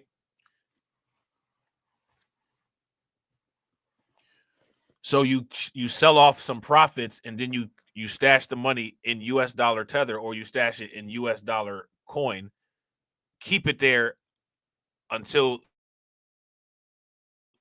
what you got the gain on drops, and then you buy back your loss, right? You just do it like that. Right? That's what you do. We've seen significant growth in demand from some of the largest companies in the world that participate in underserved payment verticals like global contractor and employee payouts, trade, finance, and remittance, said Robb, a general partner at digital assets firm Dragonfly. There is both significant demand from end users in receiving US dollars, which can be near impossible using non-stable coin rails, but also from senders who want to bypass the correspondent banking system, which can be slow, costly, and have high failure rates. Now, let me ask you guys this question. Doesn't it seem like everybody just all of a sudden, just out of the clear blue sky, has all of this information on cryptocurrency? Doesn't it seem like that? It seems like the people who claimed that they weren't paying attention, they were actually paying attention. We told you that they were. We told you that they were. Right? The coming year is poised to see competition ramp up in stablecoins. which collectively have grown to be about $205 billion in market capitalization, according to tracker DeFi Llama. While Tether Holdings Limited, U.S. dollar Tether, extended its lead in the market this year, reaching a current market capitalization of about $140 billion. Headwinds to its dominance are emerging as the calendar flips to 2025. Now, let me ask you guys this. If there's more competition, that's good for us, right? Anything that drives cryptocurrency prices up is wonderful for us. It's just the best thing in the world. Like Keith Murray said, it's the most beautifulest thing in this world. You know what I'm saying? It's just like that. The most beautifulest thing in this world is just like that. Stablecoin dominance. Tether's US dollar Tether is far larger than any other stablecoin in crypto. The European Union's markets in crypto assets rules require all stablecoins listed on centralized exchanges to be issued by an entity with a so-called e-money license. Circle Internet Financial Ltd., Tether's main competitor, received such a permit in July. Tether has yet to apply for one, meaning the token risks being deleted by exchanges. Several crypto exchanges operating in the in the EU have already delisted US dollar Tether. Meanwhile, several U.S. companies are getting into the business. Visa launched a new platform called Visa Tokenized Asset Platform for banks to issue stable coins and other tokens. Man, do you see like what is this about to do right here?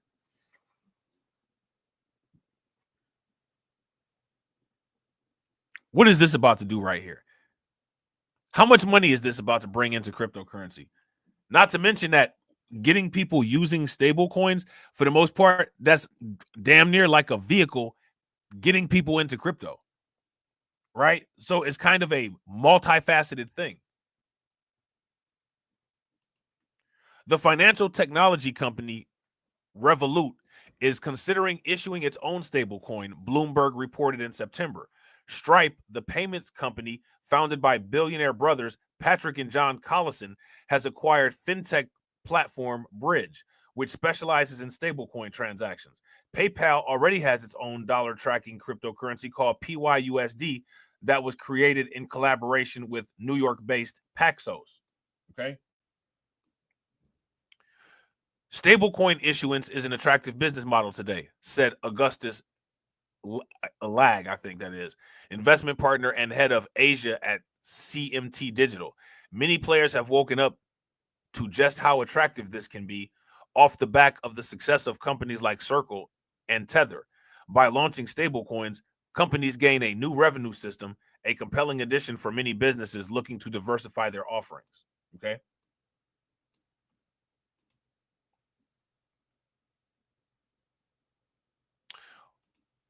Man, oh man. 2025 is going to be something else. Oh, you know what? Look, I ended that too quick. There's still more of the article left, but that is what it is. I think we got the point. How many people have heard of a staking platform called Jito? If you've heard of a staking platform called Jito, give me a thumbs up. If you guys have not heard of a staking platform called Jito, then give me a thumbs down. We talked about Franklin Templeton the other day. We're going to talk about them again today because they're talking about Bitcoin. Franklin Templeton predicts Bitcoin reserves to expand globally in 2025. Okay. Franklin Templeton predicts Bitcoin reserves to expand globally in 2025. Politicians in Germany and Hong Kong have signaled their interest in adopting Bitcoin strategic reserves for their nation. Here we go, man.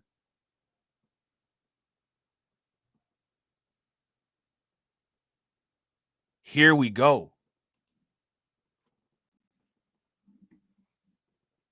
Yeah, facts. Shout out to Win Loser Rug. Coinbase gave away Jito from doing modules. Facts. So we got more Bitcoin strategic reserves to add to the list.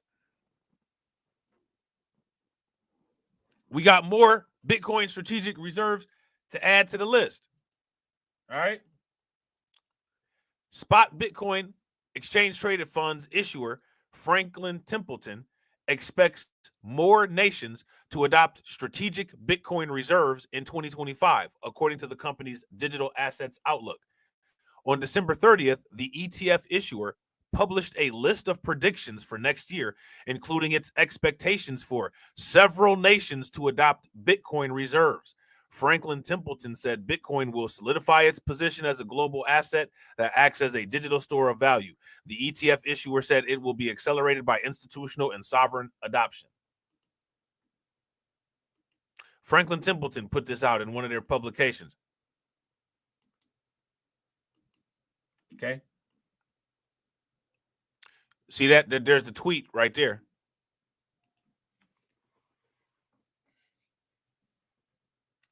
Shout out to Carlton Way. Carlton Way says, seems like these places are getting on Bitcoin reserve code. Bro, facts. If y'all agree with Carlton, throw some flames in the chat. If y'all disagree, you know what I'm saying, give me some thumbs down.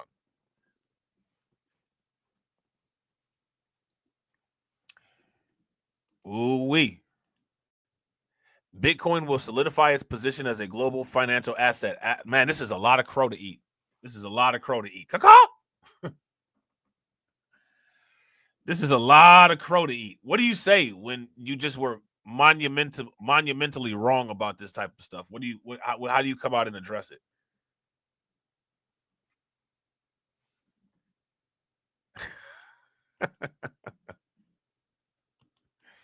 You know what I'm saying? How do you come out and address it? While the ETF issuer did not provide details on which countries may adopt Bitcoin reserves, Franklin Templeton expects a shift from speculation to utility in 2025. The company said crypto's foundational technologies will become integral to global financial systems next year. So yet again, shout out to our generation, right? This is what, about the fifth major societal civilization change that we've lived through?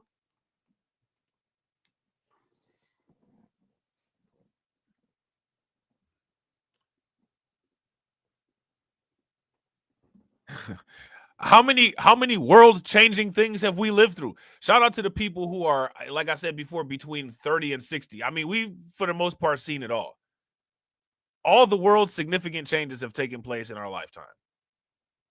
All the major shifts have taken place in our lifetime. And this is one of the reasons why our group of people within our age range is the most handy, the most tech-savvy. We've been constantly forced to shift paradigms. We never had no generations of just peace and prosperity like our parents and grandparents had. We've been under constant turbulence and paradigm change our entire existence. You know what I'm saying? On December 30th, Wu Jinghong, a member of Hong Kong's Legislative Council, proposed adding Bitcoin to its national reserves for financial stability. GX Huang, I think that is, GX Huang, pointed to smaller nations like El Salvador and Bhutan, I think that is, which have already adopted Bitcoin reserves as examples for Hong Kong to follow. All these different countries, all these countries that got Bitcoin, they should recruit people that have Bitcoin to come live there.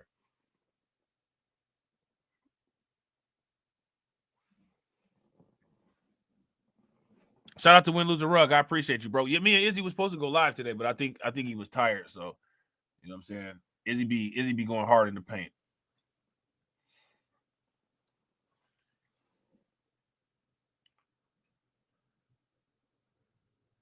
Yeah, so, bro, facts. If y'all agree with Frozen, give me a thumbs up. If y'all disagree, give me a thumbs down. Frozen said, we've been through the analog to the digital to the metaverse. Gen X, bro, facts. Facts. We've seen all the great athletes. You know what I'm saying? Like all of the world-changing technologies. Our entire lifespan has literally been like one of the golden eras of the human pinnacle. You know what I'm saying? GX Huang also noted the market impact of the January approval of spot Bitcoin ETFs by the United States, which has bolstered institutional adoption. He also said that U.S. President-elect Donald Trump's proposal to make a Bitcoin strategic reserve asset could impact traditional markets. Yeah. You know what I'm saying? It hasn't even gotten done yet, and it's impacting the markets. I mean, literally, that's what everybody is talking about. Well, not everybody. You know what I'm saying? Not everybody, right? Bitcoin proponents like Strike CEO Jack Mallers said that Trump might issue an executive order designating Bitcoin as a reserve asset for the United States. What happens to Bitcoin on that day? Similarly, in Germany, the Free Democrat Party has expressed openness to adopting Bitcoin as a reserve asset. The FDP's platform for the 2025 elections supports the use of distributed ledger technology and suggests the European Central Bank and the German Bundesbank consider Bitcoin to strengthen resilience of the European monetary system. You're talking about now what you're talking about. Now what you're talking about is all of these countries using Bitcoin as a security mechanism to stabilize their economy. And this is an asset that these countries seek out, and we have some of it.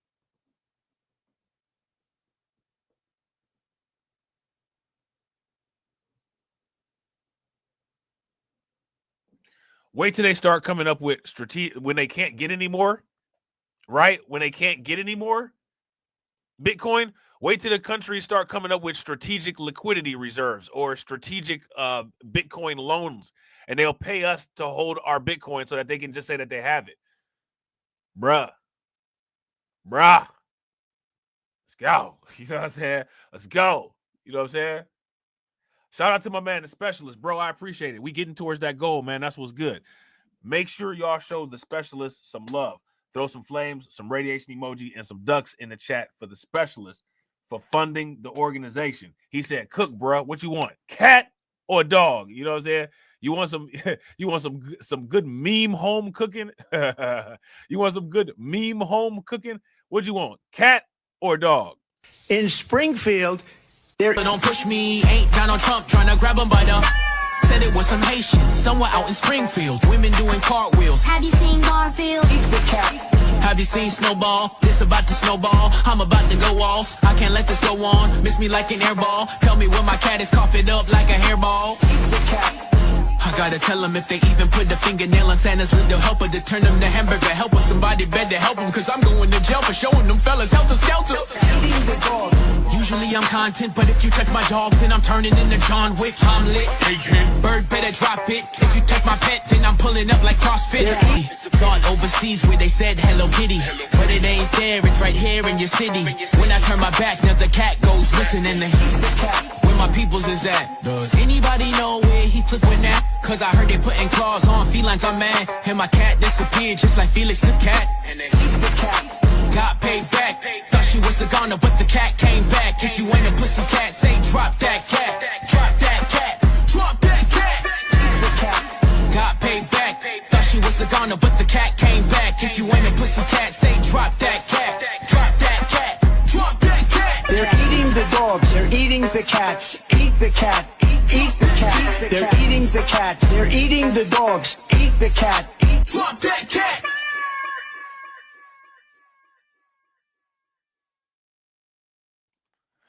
Definitely appreciate it, bro.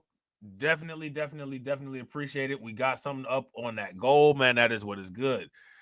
So now here it says Christian Lindner, Germany's former finance minister and leader of the FDP, criticized the German government for missing crypto opportunities and innovations. Man, look, now it's about to, man, everybody about to get in trouble now. Everybody's about to get in trouble now. Everybody who who steered people away from crypto and everybody who's not involved in crypto, they about to get the fingers pointed at them. They about to get the fingers pointed at them. Rightfully so, they should. Breaking: former German finance minister Lindner speaks about the potential of Bitcoin in the German Bundestag. Now, yeah, I was about to say they didn't have the video up there, but we wouldn't have been able to understand it anyway. Lindner said that he had not heard a discussion about a crypto-friendly policy being implemented in the U.S. and how Germany could also gain the advantages Bitcoin could bring. The ex-finance minister described this as a failure, emphasizing that they are missing out on this opportunity. Now, you know, I wouldn't disagree with that. It's an absolute failure. If you guys would agree, that's a failure. Give me a thumbs up. If you guys disagree, give me a thumbs down. Yeah, they'll be made fun of for people who didn't buy Bitcoin, and Germany will be made fun of indefinitely for the rest of human history. Because not buying Bitcoin before all of the massive strategic reserve purchases are taking place, that's a monumental ball dropping.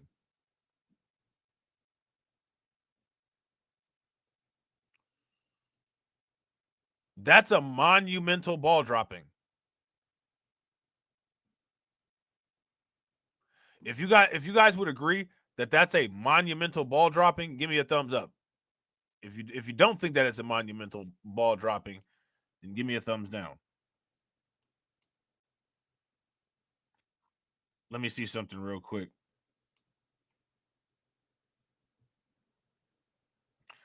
We're going to take a look at this video right here. Bitcoin prices could reignite in 2025 from DeFi uses. Now, we talked about DeFi before, right? How much money is supposed to go into the DeFi market next year? Shout out to Cameron. What's good with it, bro? What is the venture capital infusion into DeFi next year?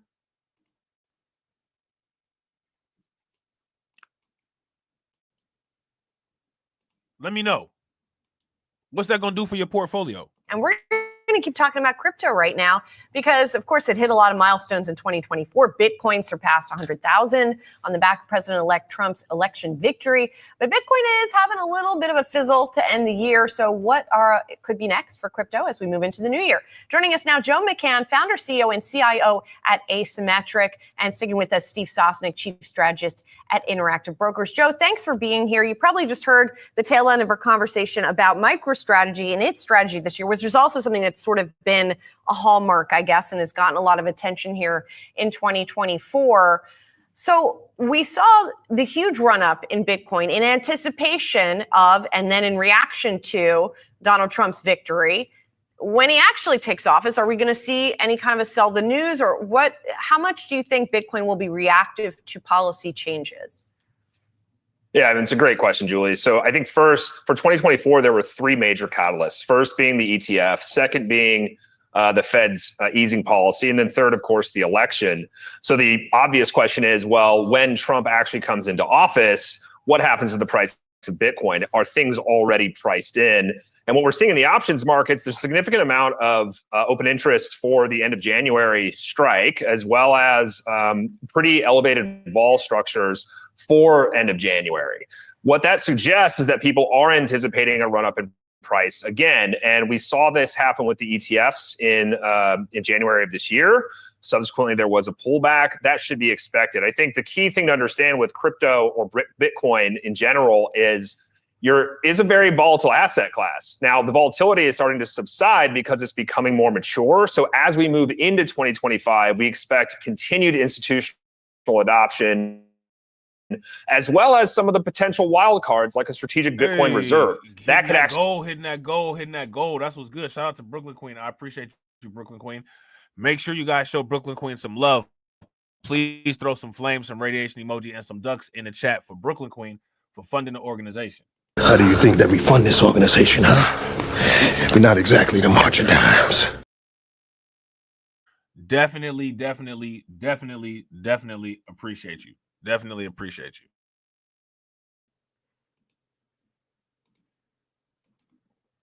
actually have a meaningful impact on the price of Bitcoin. Hi, this is Steve Sosnick here. So my question then becomes, do we see a real use case for Bitcoin in 2025, other than potentially an investment tool? Or now, we watched this the other day, right? And it's just fascinating to me that this guy just this guy asked, "Is there a use case for Bitcoin in 2025?" Like, that is wild. That is wild. But hey, it is what it is, man. strategic reserve or something of that matter. The blockchain has been promised to us for years, and Bitcoin, of course, is sort of the initial, flowering of the blockchain. Do you see a use case other than as an investment vehicle or as an asset? Yeah, I mean, look, it's a fair question, Steve, right? Look, Bitcoin is the kind of genesis of blockchain-based technology, and it has pretty much supplanted itself as digital gold. I think that is a very valuable concept for investors because gold's been. Now, I want you guys to understand, right? We have enough evidence all over the channel, evidence all over news clips, all online. Anybody who is saying Bitcoin is a scam, anybody who is saying that Bitcoin is not legitimate, anybody who's saying that Bitcoin is not real, it's not a real thing, they are lying.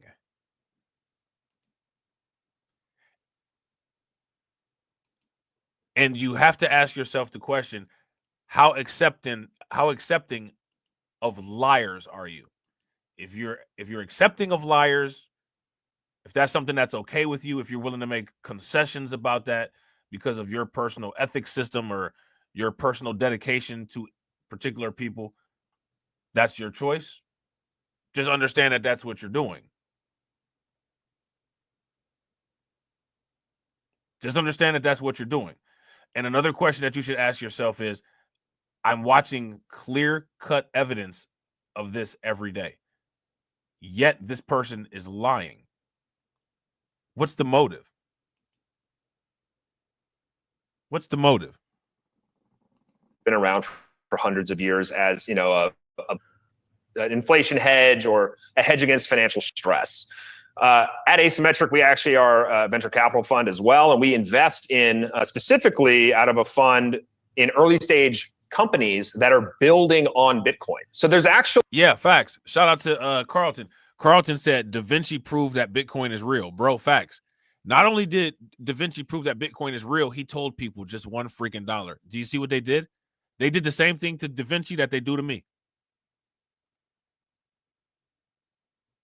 And then still cry about wealth, jobs, all this other nonsense. Crying about it. Crying. Tears. Salty tears.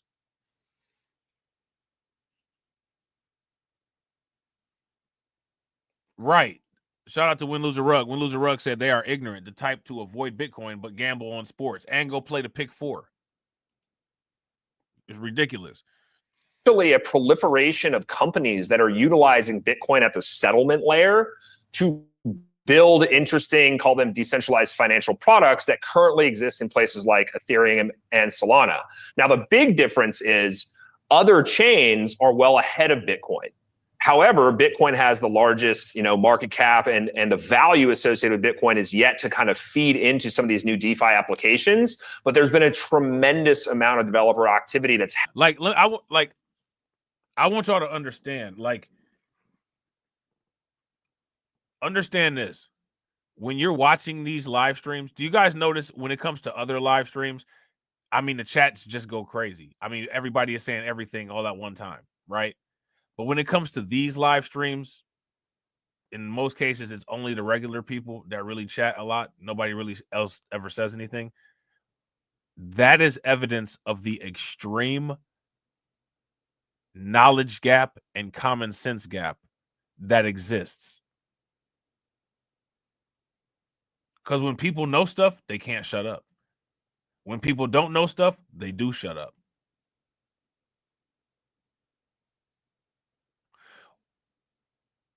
One of the reasons why people would not be able to maneuver through this and come out in a good place at the end of it is because they literally, honestly, have no idea what's going on at all. None. Zero. They are completely unaware of the present situations in front of them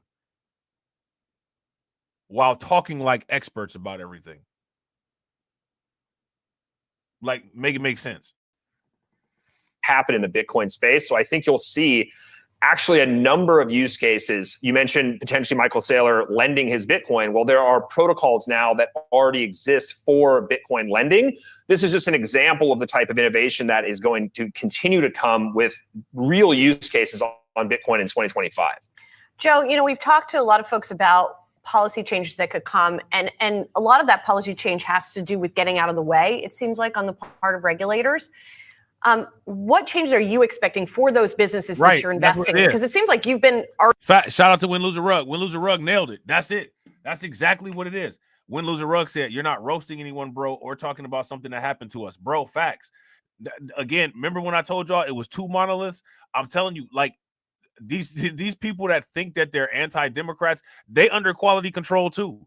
They're under quality control too. The only thing that they can meaningfully, and it's not even meaningful, but the only thing that they can meaningfully discuss is their perception of some type of event that they think was meant to harm them. And again, that's one of the reasons why I keep hammering on this, because in 10 years, when people say we weren't told or we were locked out of this, how? Who didn't tell you? Who locked you out? Who locked you out?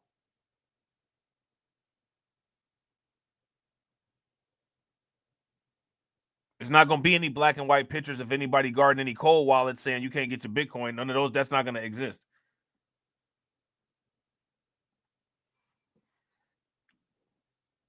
So then what happens?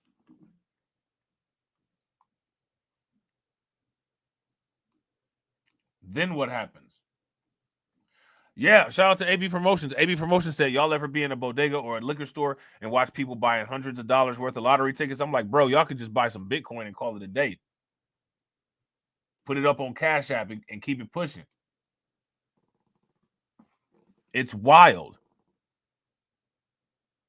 Or they'll go to Vegas and they're not going to Vegas to have a good time. They're going to Vegas to try to gamble to pay their rent. Like, they gambling out here to try to pay the rent.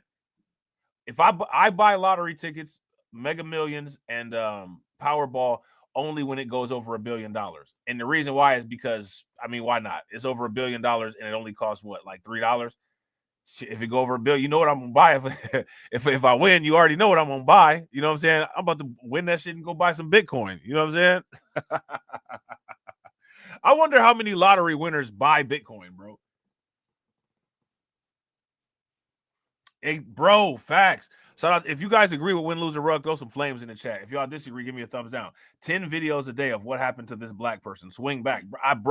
I've literally said that ever since I came on YouTube, bro. Ever since I came on YouTube. And I guess, like, I don't know, people didn't believe me. Like, I'm actually about swinging back. You know what I'm saying? Like, I ain't really with all the woo-woo-woo. You know what I'm saying? I guess the woo-woo-woo is ad revenue. You know what I'm saying? Shout out to Carlton. Carlton said you're gonna buy cacao if you win the lotto. I'm buying the whole supply. It's done. It's a wrap. I'm a whale. Oh man. You know what I'm saying? Yeah, I'm gonna be a Bitcoin whale out here. I don't even think it's possible to be a Bitcoin whale anymore. I don't think it's possible, man. I think Michael Saylor actually won that battle. I don't think in the current state of the world, with the current structure that it has right now, where the money is distributed, I think that Michael Saylor checkmated that.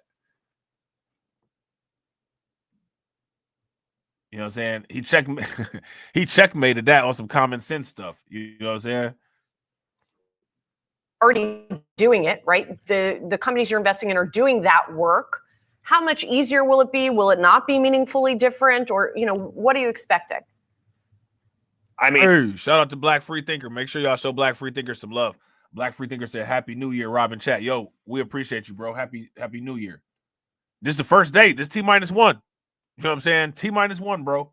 It is by far the most bullish catalyst for the entire industry. I mean, the way that I've kind of described it to the founders in our portfolio companies today is forget everything you've known about the challenges with crypto's regulation or lack thereof. It is an entirely new world. That is a huge set of expectations that we do have for the Trump administration. But if you... Bro, like Michael Saylor got it.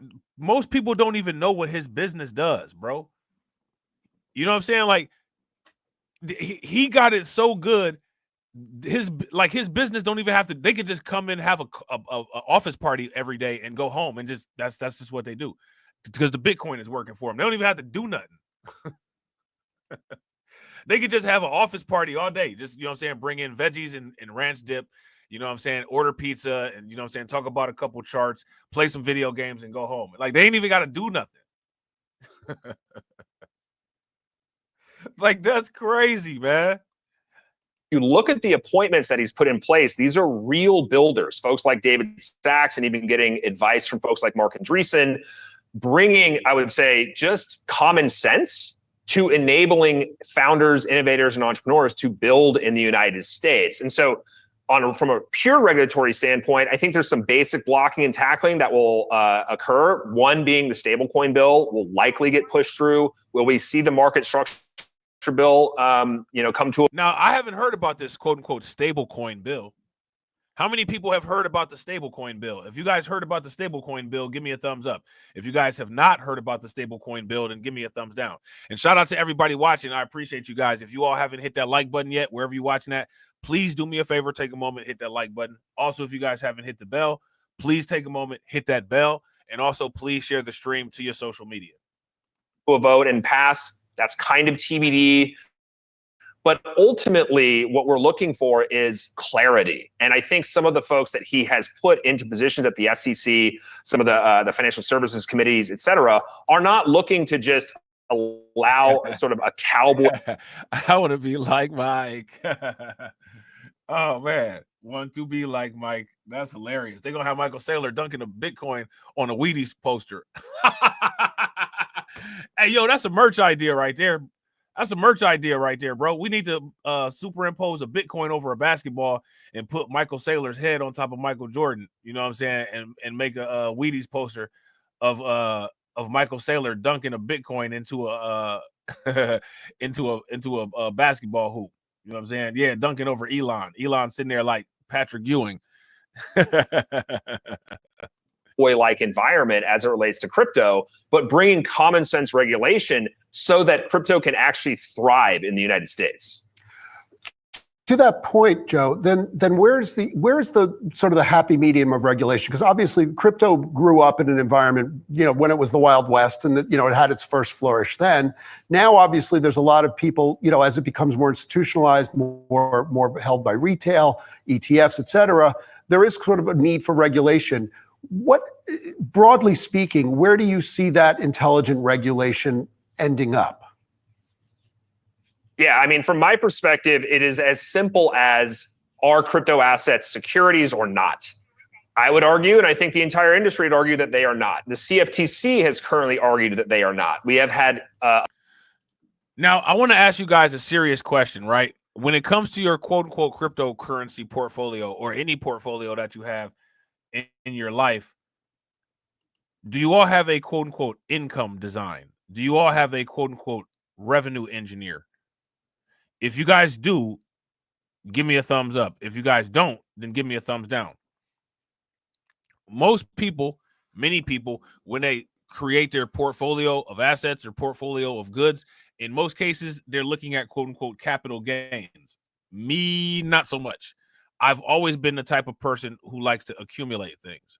I don't like to give my stuff away once I have it. So I'm never really trying to sell anything ever, unless I can get a life-changing amount of money. And even then, if I've taken the risk and I've won the risk, I'm not really willing to take the risk to lose what I earned with my risk, if that makes sense. So I'm always really hesitant to sell. So what I tend to do is I try to devise a design that allows me to be able to receive separate income from the growth of the asset and create a target amount of separate income, like a dividend, from the asset. Now, my question is, how many people do that? If you guys do that, give me a thumbs up. If you guys don't, then give me a thumbs down. Shout out to AB Promotions. AB Promotions said, Rob, I'm definitely going to go the route that you suggested last night with that trust. Yeah, I would advise everybody to, bro. Facts. I'm glad you're taking that advice. You know what I'm saying? Make sure that your family is secure. You know what I'm saying? If everything goes as planned and everything goes the way that we go and we, you know what I'm saying, stay on the goal and we stay on that line, there's absolutely no reason that every subsequent generation of our family should not be okay from what we've built from now till, you know what I'm saying, the end.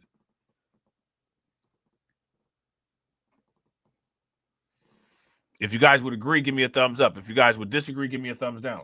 That's the game plan, right? A lack of clarity from the SEC on this, where they're naming certain assets as securities, but not actually confirming that they are securities. So that aspect alone has a huge downstream impact on other areas of regulation. So if, for example, we find out that, say, the CFTC is going to regulate crypto as commodities, that fundamentally changes the landscape for crypto assets, and not only how they can actually be issued, but most importantly, how they can start to look like stocks. Currently, most crypto assets don't pay, quote, dividends, which in crypto we call protocol revenue, because of fear by the founders that it could look like a security. Now, here goes the thing, right? He's kind of not correct about that, because a staking bonus, right? A staking bonus could be looked at as something like that, or a liquidity token that you get from staking, right? So, you know, again, it's always interesting when we're watching this stuff, because a lot of these people, they're wading their way through this stuff and they really don't know. You know what I mean? They really don't know. If we get some sort of regulation around that, you may start to see crypto assets look much more like stocks that pay dividends versus what they are today. Interesting. Thank you so much, Joe. Good stuff. Happy New Year, and we'll talk to you soon. All right, so there's that. All right, so there is that. And I'm telling you, like, I'm trying to get through all of this stuff, but like what's so crazy is that it's other content that I want to do too. I just haven't had a chance to do it. And honestly, I'm not even going to lie to y'all. I'm just more interested and motivated in this. So, you know what I'm saying? Like, this takes precedent. Like, it's all kinds of stories, you know what I'm saying? All kind of other content that you know what I'm saying, that we could be hitting up, and, you know what I'm saying? Plenty of stuff going on, undocumented. I could make 10 live streams. You know, like, it is what it is, man. I mean, like, you know, like, man, I'm feeling this right now. You know what I'm saying? Like, I'm feeling this right now. You know, it is what it is. You know what I'm saying? I mean, I did how many years of migrant crisis content, right?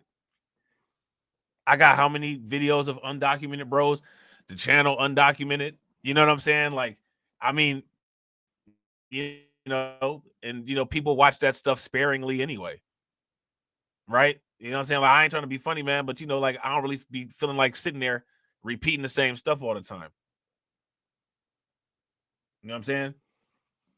Yeah, facts. And shout out to Frozen, right? Because Frozen said, hey, I'm with you. This crypto is finally coming to the front of the world stage. This is relevant, bro. And that's facts. That's facts. And the thing is that, like I said, you know, you got the false YouTube narrative people, you know what I'm saying, that don't know nothing.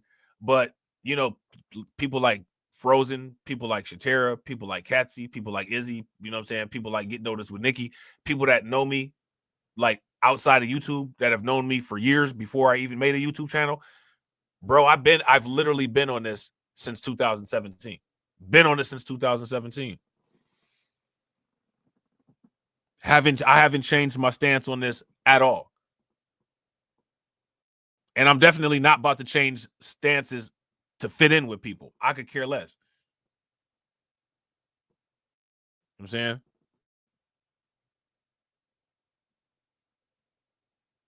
I'm definitely not going to fit in, you know what I'm saying, when I have a bank account that all the money don't fit in a vault. So may as well get ready to be an outcast as it is, right?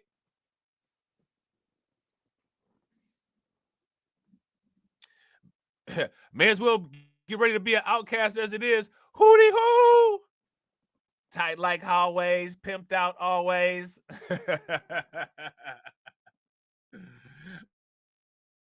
Bitcoin on my right, Ethereum on my left. Hootie hoo! Bitcoin on my right, Ethereum on my left.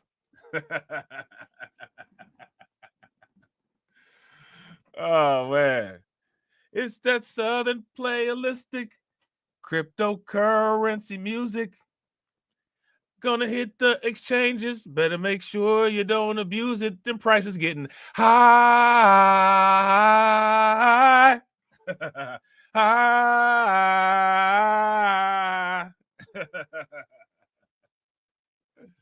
Hallelujah. Hallelujah. I think I'm buying way more crypto than I used to.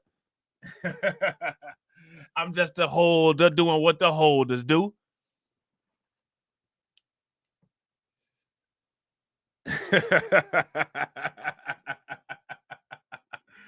Oh man, that's hilarious, man. That's hilarious. Hey, hashtag 20. Yeah, the perpetual 20, the elite 20. Facts. The new elites. It's all good. It's gonna be the elite. It's all good. This elite 20 shit is only gonna last till December 31st of 2024. Then it'll be the elite 21 million.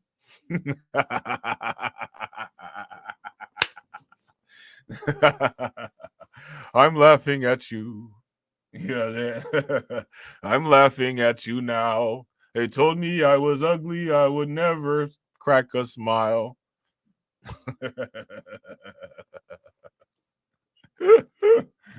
Oh man, that's hilarious. You know what I'm saying? Shout out to Detroit 313. Detroit 313 said Izzy Bands. I don't know who Izzy Bands is. Who is Izzy Bands? Somebody school me. You know what I'm saying? We got to take a look at this and we got to see this. We got to look at this recommendation. Why the 60-40 portfolio needs Bitcoin in today's market. This is an article from Forbes.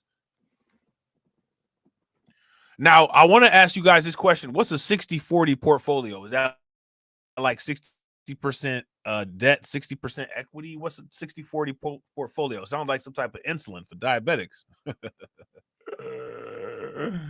Right? Hey! Buck, booyaka shot. Shout out to my man, John Guillory. I appreciate you, bro. We getting close to that goal, y'all. We getting close to that goal. You know what I'm saying? John says, it's time to eat, family. I'm up $500 today. Today is a good day, as Ice Cube said. No. In Springfield.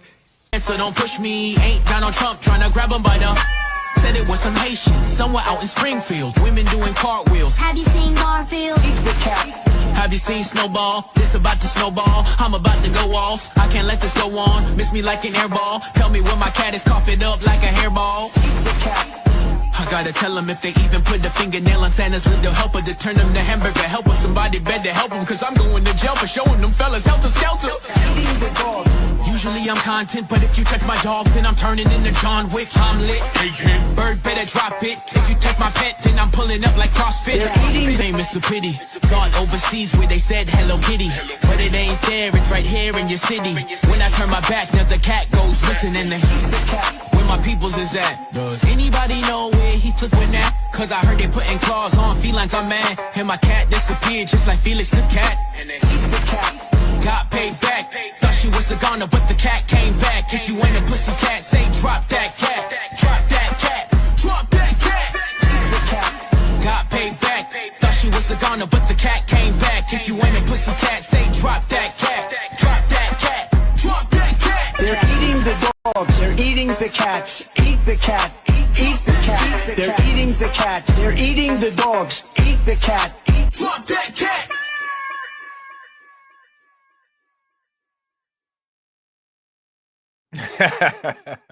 Man, that is hilarious, man. That is hilarious. Oh, Detroit 313 said, I would say he'd be part of Purple Pill Spaces. Oh, okay. What's the Purple Pill Space? I don't even know what the Purple Pill Space is. I didn't even know that existed. That's like the red pill, blue pill.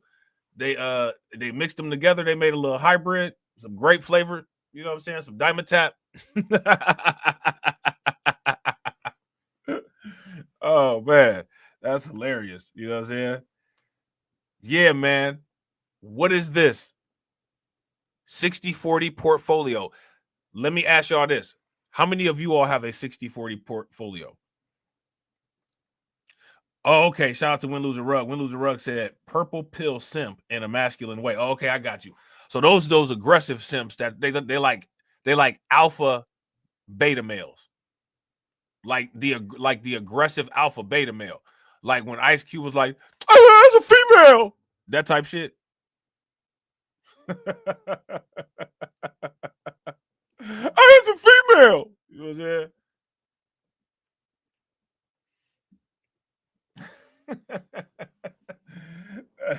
Oh, okay. I thought you was for real. See, what's up, cuz? Why you do me like that? You know what I'm saying? What's up, cuz? Why you do me like that? You know?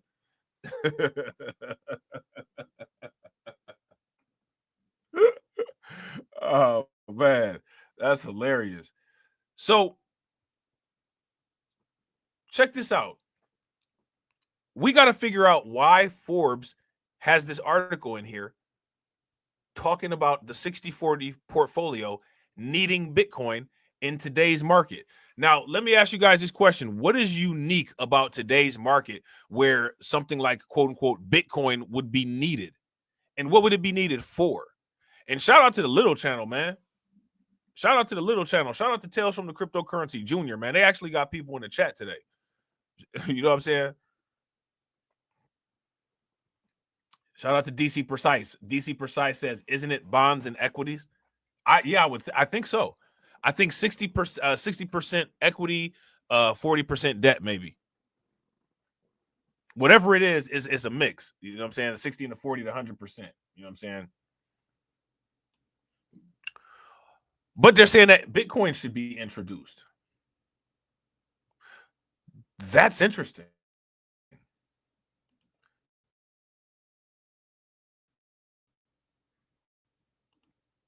That's an unforeseen variable, right? So let's check it out. If you happen to be a Bitcoin skeptic, you're not alone. A recent Pew Research survey found that 63% of Americans are not confident in the reliability or safety of cryptocurrencies in general. Now, let me ask you guys this question. And we should look at this Pew Research survey to see what they think. I didn't know they was taking surveys about cryptocurrency. Yeah, it looked like they got a survey about how Americans feel about cryptocurrency. This was from October 24th of 2024. Huh. Yeah, we could slide that over there and look at that sometime. Right? But when BlackRock speaks, it often pays to listen. Okay? In its just released 2025 Global Outlook report, right? Let me see what's up with this Global Outlook report real quick. And again, you know, one thing that I don't really understand, you know, a lot of the 10Ks and stuff like that, I read that stuff.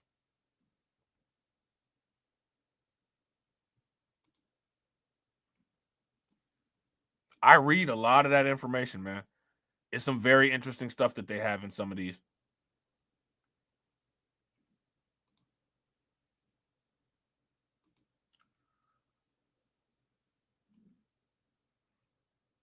Global Outlook Products Guide. So they have what's called, look at this, positioning it. This is interesting. I'm about to show y'all this real quick. How many of you all have ever been to BlackRock's website?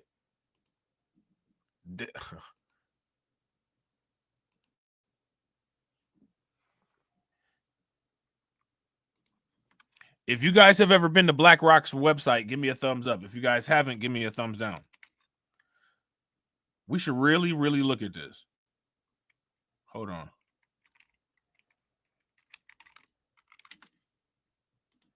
They got this PDF file on there that's pretty interesting. I just put the link in the chat. Let me see. Hold on. I'm going to put the link in the other chat.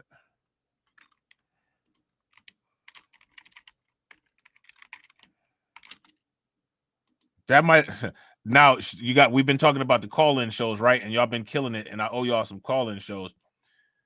That might actually be like good content for a call-in show to go through this this guide, guiding the quote unquote transition. What transition? What transition are they guiding us through? Building the transformation. You guys see that? Look at that. Financing the future. Mega forces, including AI, are transforming economies. We see capital markets, especially private markets, playing a vital role in financing the build-out of this transformation. Rethinking investing. This transformation raises questions about how to build portfolios for an ever-changing outlook. We think investors should focus on themes more than a broad set of asset views. You see that? They're taking that from crypto. Crypto focuses on a quote-unquote narrative and put more weight on tactical views, staying pro-risk. See, they're warming the person up to be, accepting of volatility. This is interesting. This is interesting.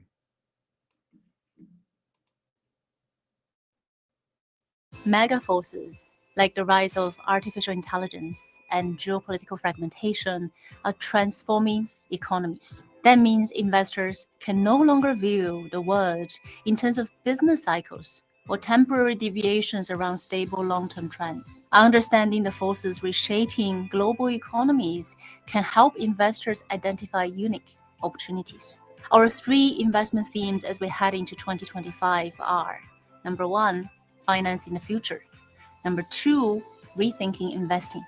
Now, you see, I want you guys to understand what's going on here. This is a mind game. This is hilarious. I identify this immediately. Financing the future. Don't be afraid of cryptocurrency. Rethinking investing. Well, cryptocurrency is the new face of investing. And be adverse to risk. When you see all that volatility on the chart, don't worry about it. Just let us put your shit in Bitcoin.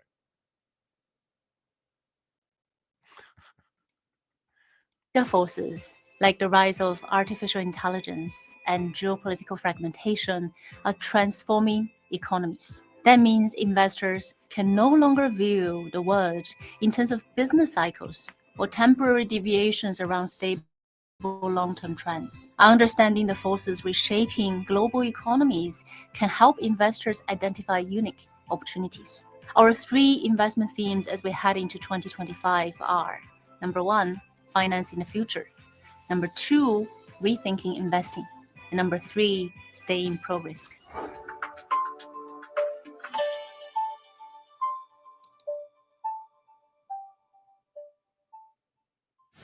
Our first theme is financing the future. Sizable capital will be needed as the rise of AI, the low-carbon transition, and other mega forces drive a broad infrastructure build-out. With governments constrained by high public debt, capital markets will play a pivotal role in providing the funding needed. Private markets can offer exposure to broader sources of credit. Hold on real quick. I just gotta see that again real quick. That's interesting. Can offer exposure to broader sources of credit as well as to early stage growth companies driving AI adoption. Our second theme is rethinking investing. An ever-changing outlook calls for an ever-changing portfolio. It calls into question many long-held investing principles, including... Yeah, facts. Shout out to Win Lose a Rug, crazy. Win Lose a Rug got issues. Oh man. Shout out to Frozen. Frozen said we are at the spear. We're at the tip of the spear of what's coming. We're so early, it's painful at times. And bro, you know how long I've been on this. You know how long I've been on this. When I was on this, really no one was hearing me. Seriously, nobody was hearing me. You know what I'm saying?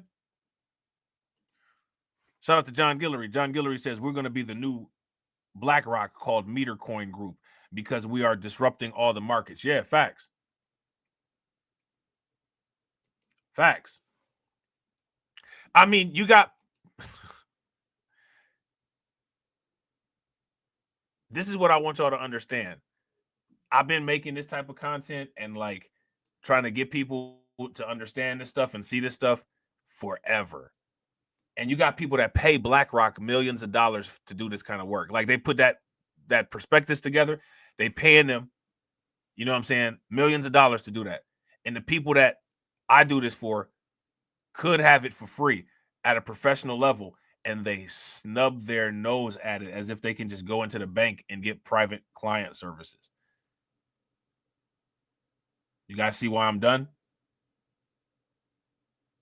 Like I said, y'all locked in, but that's it. Meteor coin. Okay, I got you. That's it. I ain't got time for it anymore. You know what I'm saying? Putting the idea of a neutral benchmark portfolio, like the traditional 60-40 portfolio mix of stock. If my people made me great, maybe people would know that I was talking about the MicroStrategies model before Michael Saylor was, or something similar, because mine wasn't quote unquote a convertible bond debt issuance, but it was similar though. But you got to play with the hand that you're dealt. And I don't care about all that, because I'm going to win with the hand that I'm dealt.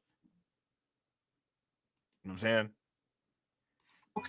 And bonds. As mega forces reshape whole economies, we think investors should focus more on themes and less on broad asset classes. And with a wide range of possible outcomes, investors may wish. Now, did y'all see the little subliminal programming in there with the candlestick chart? Did y'all see the little subliminal programming? Don't be scared of cryptos. They don't hurt. They bring big returns to your portfolio. And with a wide range of possible outcomes, investors may wish to reassess portfolios more often. Our third theme is staying pro-risk. We see the US still standing out versus other developed markets thanks to stronger economic growth and its ability to capitalize on mega forces. We recognize some US equity valuations look more expensive, but do not think historical averages are necessarily a good guide amid transformation.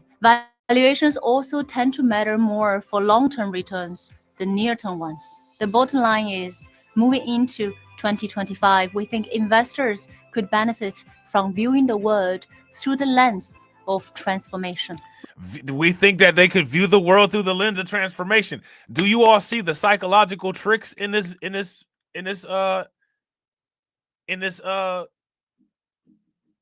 video here? Now, again, right? I ain't mad at them. You do what you got to do to sell your project, right? Or to sell your product.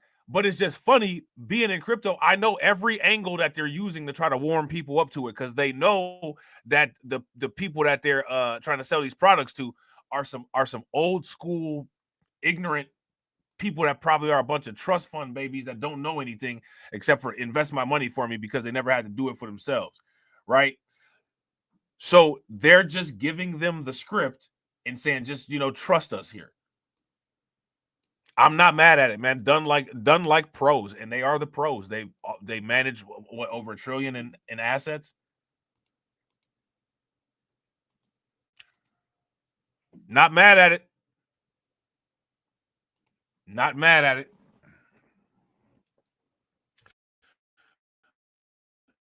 Not mad at it at all. All right. So, yeah, it says in its just released 2025 Global Outlook report, the world's largest asset management firm lays out a case for Bitcoin, not only as a diversifier alongside gold, but as a strategic hedge against an environment where the historical stock-bond correlation is breaking down.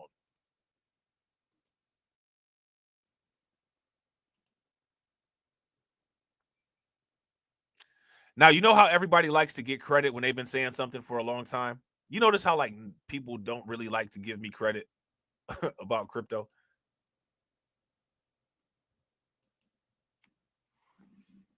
I just want y'all to peep the game. Just peep that. They got people on YouTube scared to talk about if they invest in crypto or if they support crypto. You might get ostracized from the clique. You know what I'm saying? For decades, the classic 60-40 portfolio, 60% stocks and 40% bonds, So it's 60% stock and 40% bonds was the gold standard of diversification. When stocks crashed, they did during the dot-com bubble and global financial crisis, bonds usually rose in value, providing a cushion against market volatility. So see, this I explained this way back in 2017.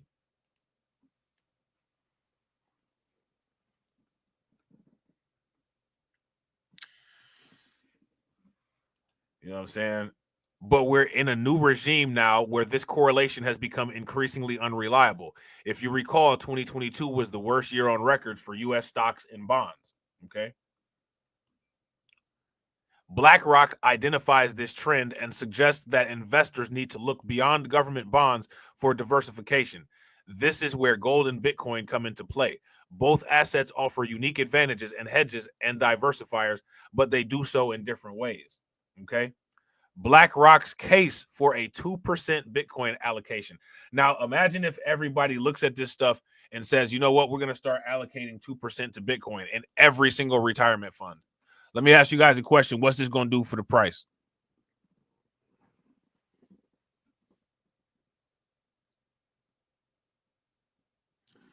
And shout out to Two Factor, because it was Two Factor who put this article in the Discord. What is this? What is a 2% allocation to Bitcoin going to do to the price?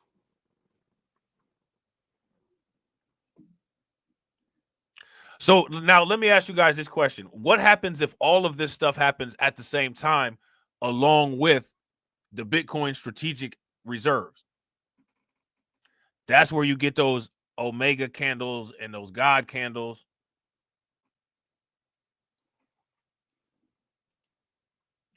Bitcoin's potential as a portfolio diversifier stems from its unique value proposition.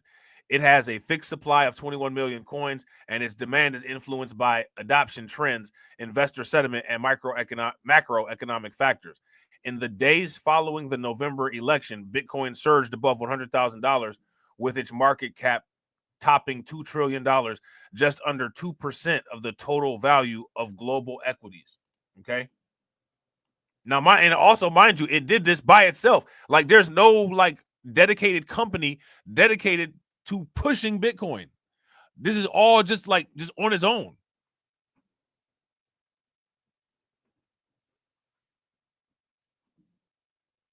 This is all just on its own. Last Thursday, Bitcoin tumbled 3.6%, falling back below $100,000 on the news that the Federal Reserve will approve fewer interest rate cuts than the market expected next year. BlackRock isn't suggesting that Bitcoin should replace bonds in your portfolio.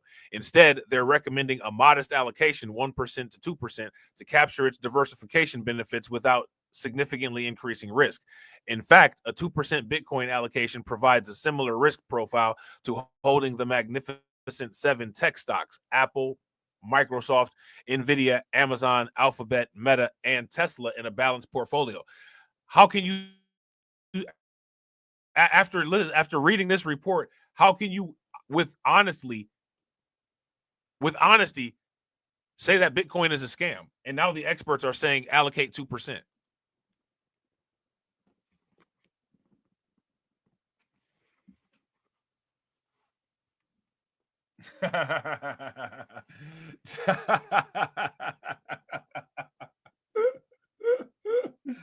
Oh man, hey, shout out to Eric Jenkins. Eric Jenkins said, I've been trying to tell people about crypto, especially black people. They won't listen. Hey, put the monolith emojis in the chat.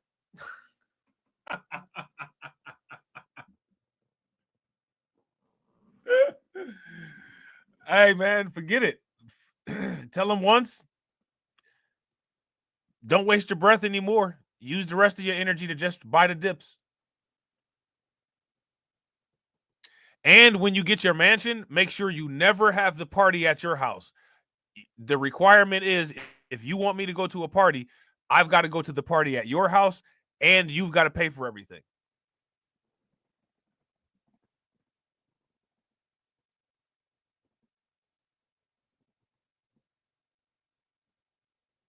That's what you tell them, bro. You come to find out that these people who claim that they want something they don't actually want what they say that they want. Don't waste your head, or don't waste your time or your life banging your head against the wall like I did and find out the hard way. The only thing that people want is attention currency. Pity and collaborative misery.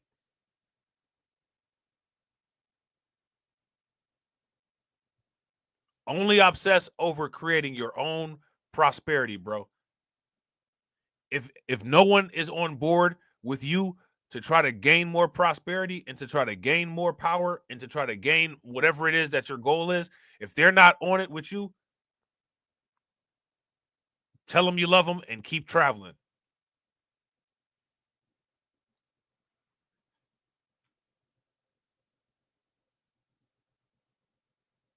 The worst betrayal that you could ever do is to waste your potential fueling the dysfunction, mediocrity, and backwards movement of other people while you're thinking you're helping them get ahead. And I can say that with 100% conviction because I'm guilty. But I tell you what, though, it's a mistake that I made, and it's a long-standing mistake that I made for a long time. And it's a mistake that I'll never, in the rest of my short life, ever make again.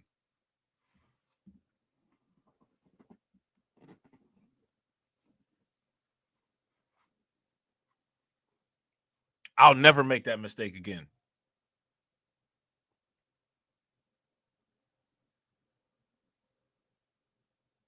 And I'll dice somebody up like a wood chipper with some truth about why I'm the way that I am, if they care enough to ask. Just like everybody else should.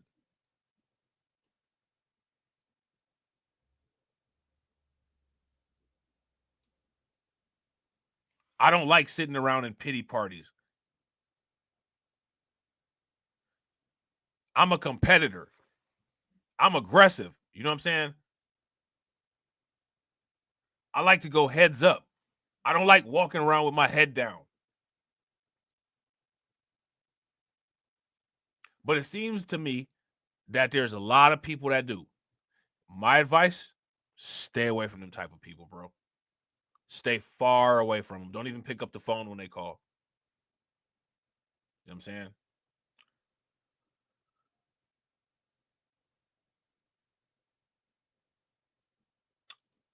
So this is very interesting. This is very, very, very interesting. A market cap that cannot be ignored. All right. Even though Bitcoin's market cap has fallen below $2 trillion, it remains the 7th largest asset in the world, ahead of Saudi Aramco and even silver.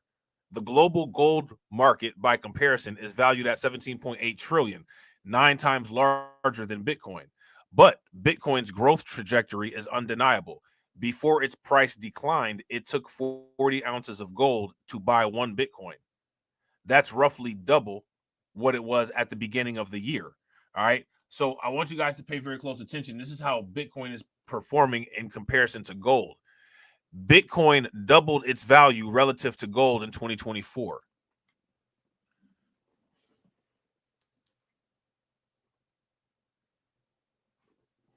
Okay.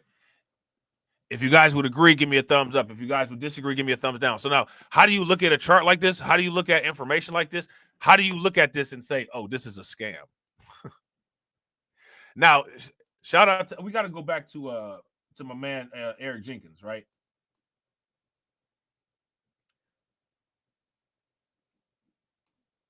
I want to actually dwell on this a little bit more. Eric Jenkins says, I've been trying to tell people about crypto, especially black people. They won't listen. Let me ask you guys this question. Why is that? Why won't they listen?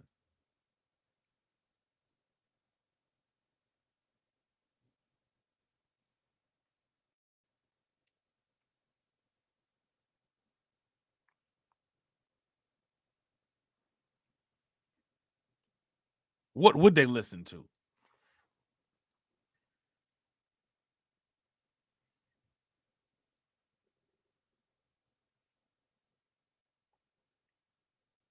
This goes into that paradox of villainy that I was telling you about. If you see all of the obvious evidence that shows that there's a innate desire to self-destruct, are you actually being a tyrant and a dictator if you stop someone from exercising their freedom to self-destruction? Or do you have some kind of quote-unquote inherent responsibility to do something about it?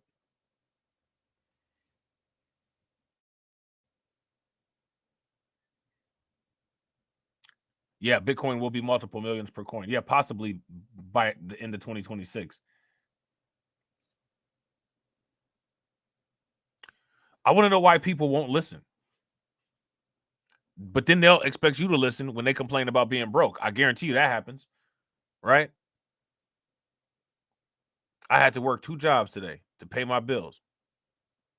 I tried to tell you about Bitcoin 3 years ago. You wouldn't be working any jobs if you had got some. Like Da Vinci said, just $1 freaking dollar. This does nothing more than substantiate what I've always said. The world is correct. I don't know why a lot of people might have been under the impression that the world is correct is a unidirectional phrase. It's not a unidirectional phrase. It's a universal phrase. The world is correct.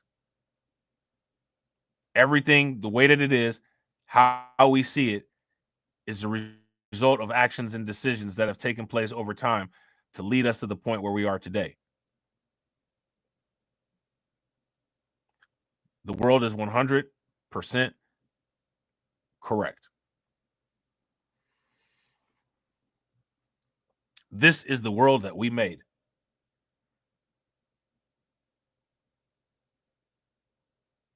It is what it is. You know what I'm saying? Shout out to Win Loser Rug. Win Loser Rug said people won't listen because they have convinced themselves that maintaining a crappy life is more important than the value of this information and the investment, which is wild because we do all the research.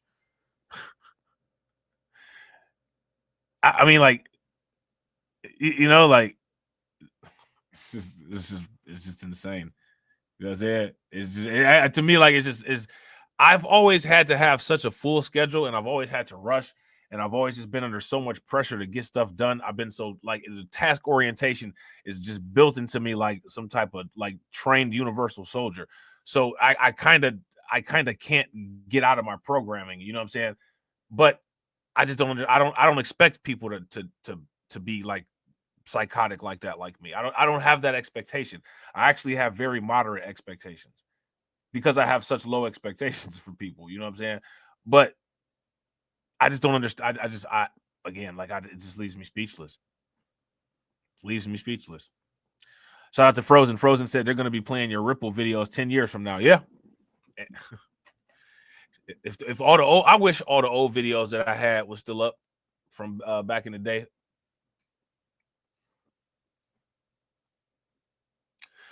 But I bet you they won't, bro. People don't never watch the replay videos and none of that now. You know what I'm saying? They ain't gonna watch it. They're not even gonna know what's going on. The only thing that they're gonna know is that they're extra broke. The only thing that they're gonna know is that, like, whatever happened between all they gonna know is that something really bad happened between 2025 and 2029, and they just like, damn, like, I'm just broke as hell. What happened? Huh?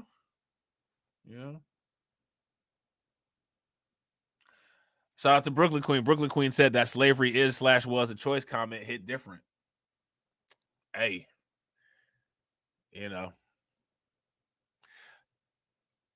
my biggest issue with Kanye saying that was the way that he delivered it and who he delivered it to and who he was around. Now, as far as the actual comment, there's things to be assessed there. Right? There's things to be assessed there. But see, the thing is that the old, outdated way that people are taught to deal with things. There's MK Ultra, mind control, monolith, quality control on people. So when they hear a certain thing, it's like they snap. They can't even that's one of the reasons why all they can concentrate on is if something happens. I'm not saying to not take care of business or to, you know what I'm saying, not retaliate or respond if something happens, but that's not everything though. The reason why people are never on the offense is because they're literally expecting people to do something to them, and their expected response from doing something is, I'm going to just whine about it. Listen, let me ask you how crazy this sounds. When we do the call-in show, we've been to watch this podcast that Michael Saylor had did. And Michael Saylor was talking about how, like, when people face resilience, you know, for the most part, you either fight or you die. What I find fascinating is that I've never really seen it where the group of people who deals with another group of people who may have harmed them repeatedly go to that group of people to somehow collaborate in fixing the problem. I don't understand that, and I never have.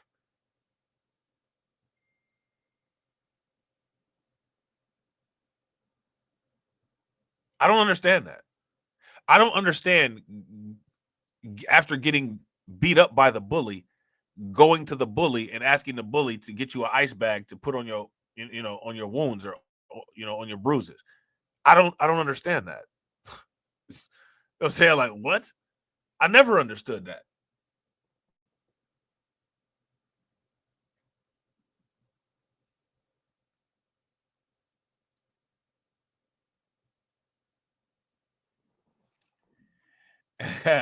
Shout out to Carlton. Hey, I will. I was actually thinking about making like vlog type videos, like, yo, you guys heard about Ripple? You know them type of videos that people be making.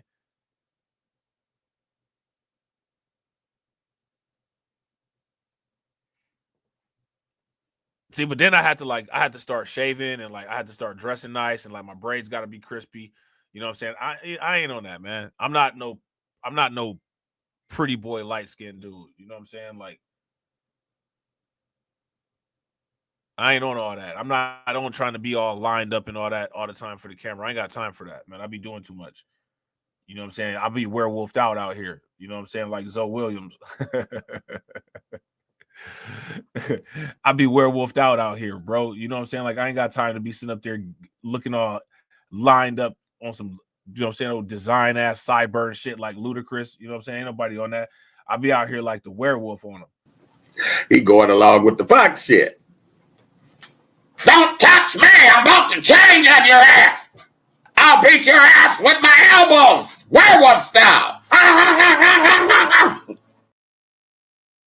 Yeah, see, I ain't got time for all that. You know what I'm saying? But I don't know, maybe, man. I used to actually make them little vlog type videos. You know what I'm saying? And I would post them every now and then. I don't know if I were to do that, should I post those videos on this channel or should I make a different channel?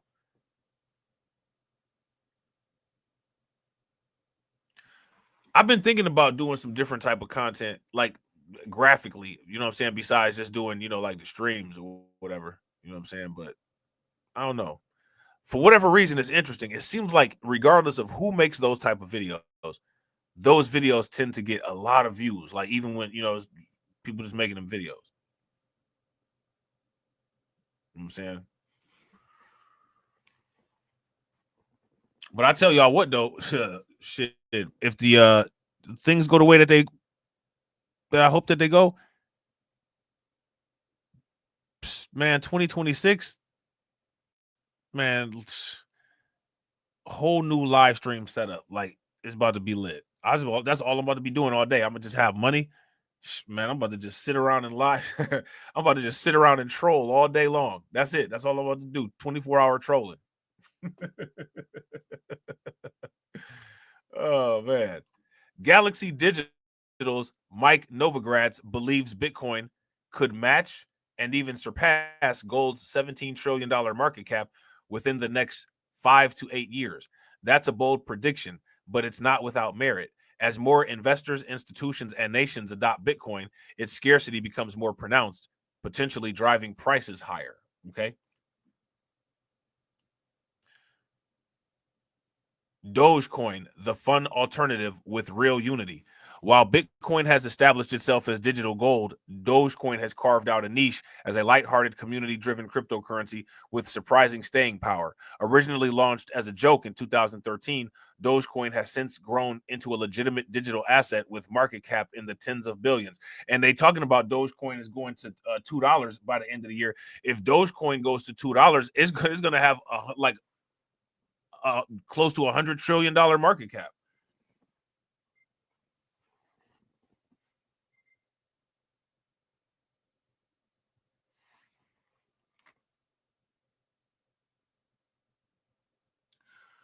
Shout out to Win Lose a Rug. Win Lose a Rug said there's an AI program that you can upload your stream into, and it will automatically generate clips for you.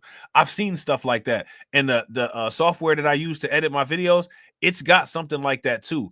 My biggest problem is time constraints, bro. If I need to sit down and learn how to do it. Once I sit down and learn how to do it, bro, I'll be all over it. You know what I'm saying? I just need to be able to sit down and learn it. I just don't be having time. If y'all saw how rushed my life was, y'all be like, man, how do you even be having time to do any of this stuff? But that's because, you know what I'm saying? Like, I'm super duper OCD. I'm super duper task oriented. I'm like insane with time management, like down to the second. You know what I'm saying? That's how I be getting stuff done. Shout out to Eric. Eric says, I'm older, mid-60s. People that have 20 or more years with crypto are so fortunate. Bro, listen, the way that science is about to progress in the next couple years, lifespans are going to substantially be longer. You can bank on that.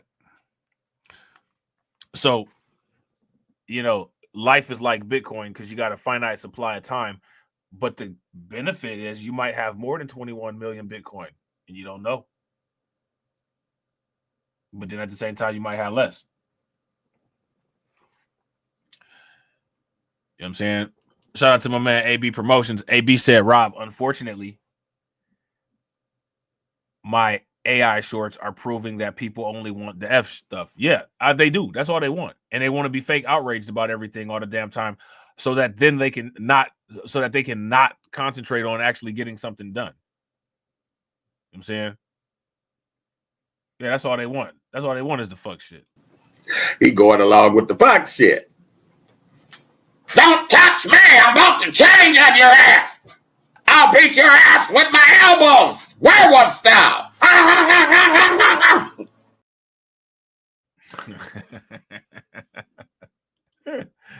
Oh, man, that's ridiculous, man. That's so ridiculous. Shout out to the Reaper, man. Dogecoin's appeal lies in its utility for microtransactions. It's used mostly to tip content creators and foster online engagement. I never got a Dogecoin tip. Y'all can shoot some Dogecoin to my wallet if y'all so choose. Its low transaction fees and fast processing time makes it an ideal currency for small everyday payments. Unlike Bitcoin's fixed supply, Dogecoin has no hard cap, which helps keep its price stable for transactional use. Yeah, like what's interesting about Dogecoin is like Dogecoin is the exact opposite of Bitcoin, and it still has a purpose and a point. It's real interesting. Elon Musk, longtime support of Dogecoin, has contributed to its growing popularity. News that President-elect Trump plans to appoint Musk to co-lead the newly formed Department of Government Efficiency, aka Doge, has added speculation and excitement. Since the election, Dogecoin has significantly outperformed Bitcoin. Significantly, all right? While it's still seen as a meme coin, Dogecoin's growing user base and real-world utility suggests that it might deserve a closer look from investors. There's even talk of a Dogecoin ETF next year. What? They getting out of hand with it. They about to have a Peppy ETF soon. You know, World Liberty Financial about to have a you know, World Liberty Financial finna have a Peppy Peppy ETF. Oh man, they want to have a Dogecoin ETF. It's just getting wild out here now, man. Shout out to Black Free Thinker. Black Free Thinker said, I still feel that Elon and Vivek touched a nerve last week. Who they touch a nerve with? That's a good discussion. We should actually talk about that for a quick second. Who did Vivek and Elon Musk touch a nerve with?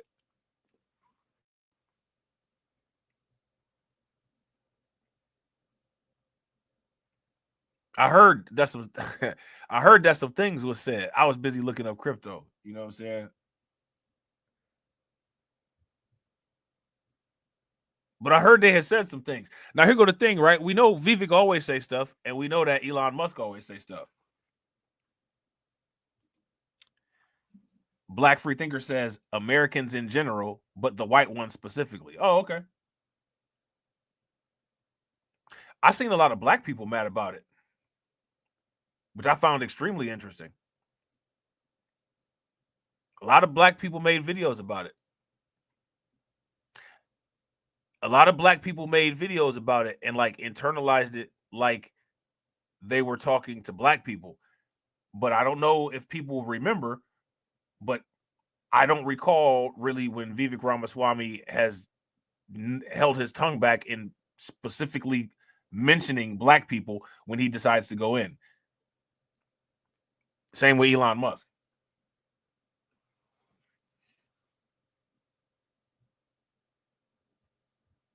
Shout out to Frozen. Frozen said Vivek went after the show Friends and Caucasians lost it. Bro, that's hilarious. I didn't know nothing about that. That's hilarious. Black Free Thinker said that's because black and white Americans are joined at the hip. Yeah, it's kind of weird. You know what I'm saying? Like, I mean, you know, it ain't nothing wrong. You know, when we talking about joined at the hip, you know, family, whatever, right? That's a different story. I ain't talking about that. I'm talking about like just the weird dynamics. Like, it was a lot of people like caping, like, I can't believe he said this. And I listened and I was like, this is interesting. There's a lot of people outraged that shouldn't be outraged because I just got this. It doesn't. Certain people, for whatever reason, and there should be discussions about the reasons, right? I don't think that those people were being talked about in that particular instance. This conversation here was for something else. And what's fascinating about it, right, is that people tend to not like it when, quote unquote, other people speak on, quote unquote, our affairs, right? But if that's an issue between Vivek Ramaswamy and Elon Musk, and they, you know, W people got gone in on by them, why is everybody talking about it? I mean, who, you know what I'm saying? Like, the people that's talking about it, the conservatives got it. They making videos about it and responding to it how they see fit. I don't understand the need to do the whole civil rights thing. Somebody had left a video. Somebody had left a comment on one of TD's videos, and they was going in on they was going in on TD like, you gonna talk about what Vivek and Elon Musk said, you coward? You know what I'm saying? They going in on MAGA and black people. MAGA and black people? That's a new one. MAGA and black people, huh? Who's on the front of that bus ride?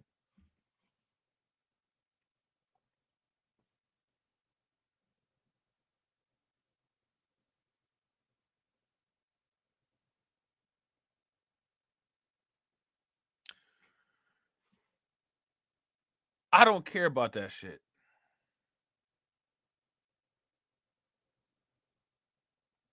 I care about that shit about as much as these idiotic motherfuckers care about cryptocurrency. That shit hurt somebody's feelings. Go get some hydrogen peroxide and rub it all over that shit.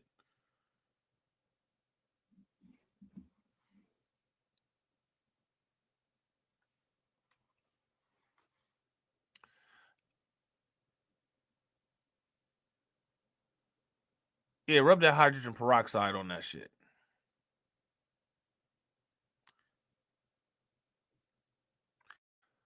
Then there's people talking about this HB1 visa shit.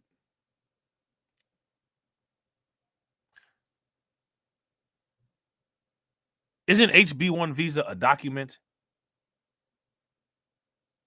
So if Trump is saying he's going to mass deport undocumented migrants, why are people saying he went back on his word about migrants with documents? Because you can go to U.S. Customs and Immigration Services and an HB1 visa is a fucking document.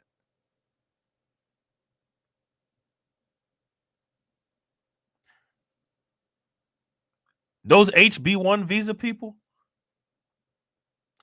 they're not competing for the same type of jobs that the undocumented people competing against. You know what I'm saying?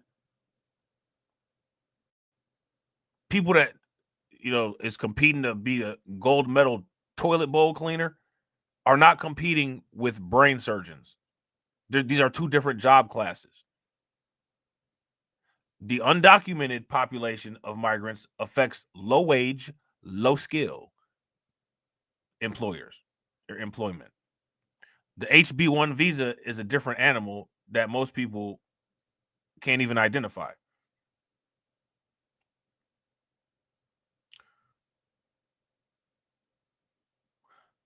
This is what happens when you just repeat talking points over and over and over and over and over and over and over and over and over and over and over and over and over and over and over and over again without any requirement of fact check, any intellectual integrity, or any journalistic responsibility.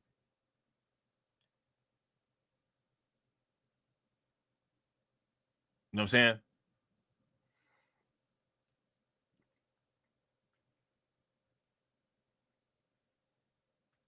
Shout out to Frozen. Frozen said, I think Vivek is at the top tier of the caste system in India.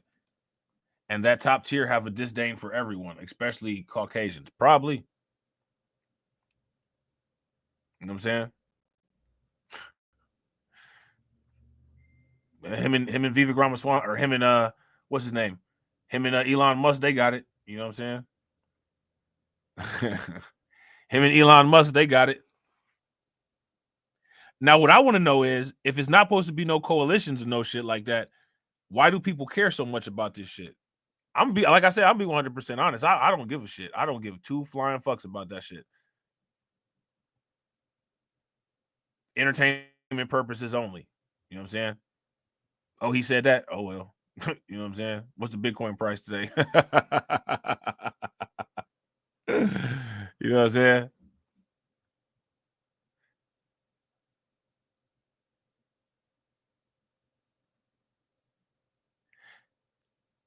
What's the Bitcoin price today?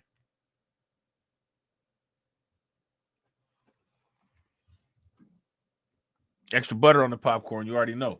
Shout out to Win Lose a Rug. Win Lose a Rug said facts, like this little dude from Sierra Leone that taught himself how to reverse engineer lamps to light his village. Ain't nobody competing with that. Right. Right.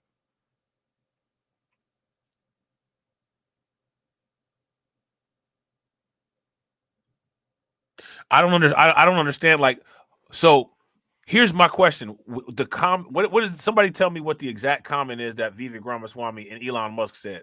And my question is, do people agree with it or do y'all disagree with it?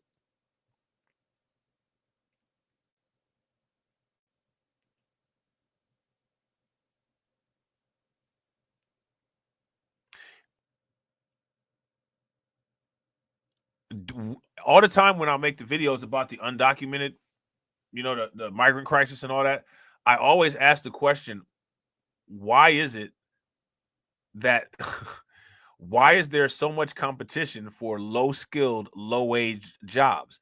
I see that as highly problematic. That's just, if you ask me, that's just as big as a problem as the migrant crisis. How are you supposed to build wealth if you're how are you supposed to build wealth if your strongest competition is for last place?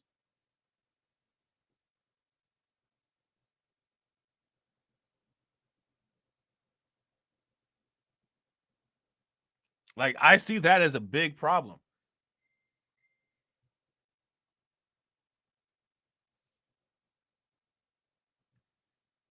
And I've been asking the question about artificial intelligence. What happens when artificial intelligence is competing for jobs? Because artificial intelligence is going to compete for a wider variety of jobs and higher skill level jobs, possibly, than a lot of low-wage migrants. What I want to know is, why are there so many of us in low-skilled, low-labored, or low-wage jobs?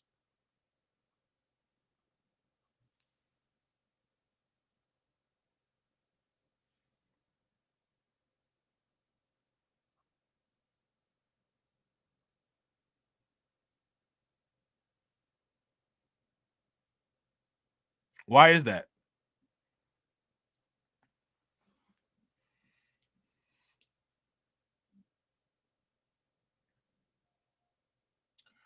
Shout out to Black Free Thinker. Black Free Thinker said, I agreed with it. America's culture doesn't celebrate engineers like that.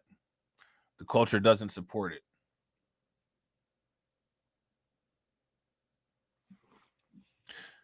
I want to know why. I want to know why anybody gave a shit about that comment. I think people just gave a shit about it because they're so conditioned that they just had to say something about it. I don't even think they knew what to say about it. Just repeatedly, did you hear what Ramaswamy said? Did you hear what Ramaswamy said? Did you hear what Ramaswamy said? That's all motherfuckers do is repeat shit like a fucking parrot. You know what I'm saying? Did you hear what he said? Yes, for the 90 fucking millionth time. Yeah, I heard what he said. Shit. You know what I'm saying? Shout out to Carlton. Carlton said H-1B visas are bringing over software engineers that help keep these folks' Twitter space. Right. That help keep these Twitter spaces and their mouths running. Facts. Shout out to DJ Elmo.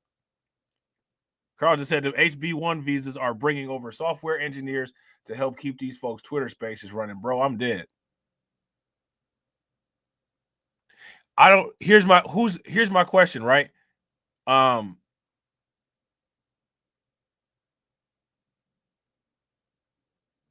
don't understand. Are Americans who are qualified to do these jobs, is there documented evidence that Americans are getting passed over for these jobs here? Software engineers and shit like that? I didn't know we was the software engineer capital of the world.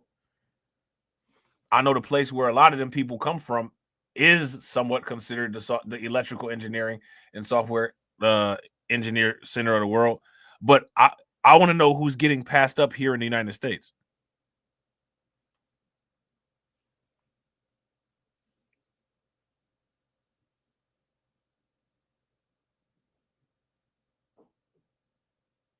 And again, I'm not saying that nobody isn't.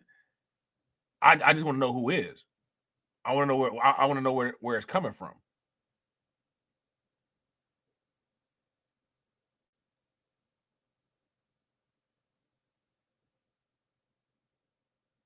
I don't even know what the premise of the what is the like, I guess I'm asking, like, what's the premise of what's being said? Like, what's being said?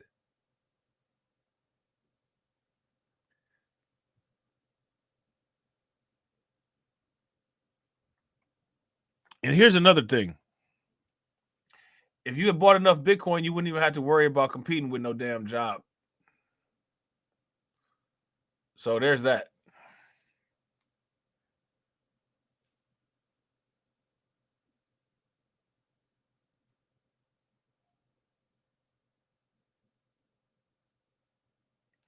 But I'm curious about it, though.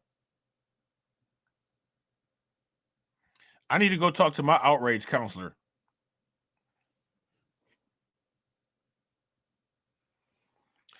Shout out to Win Loser Rug. Win Loser Rug said it was people saying white men were passed up.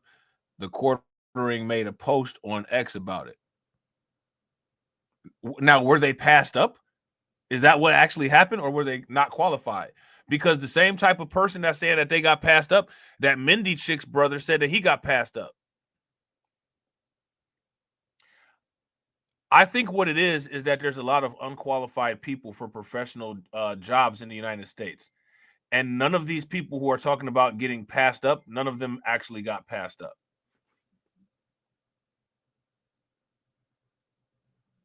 Most people don't have the skills to be an electrical engineer or a computer programmer.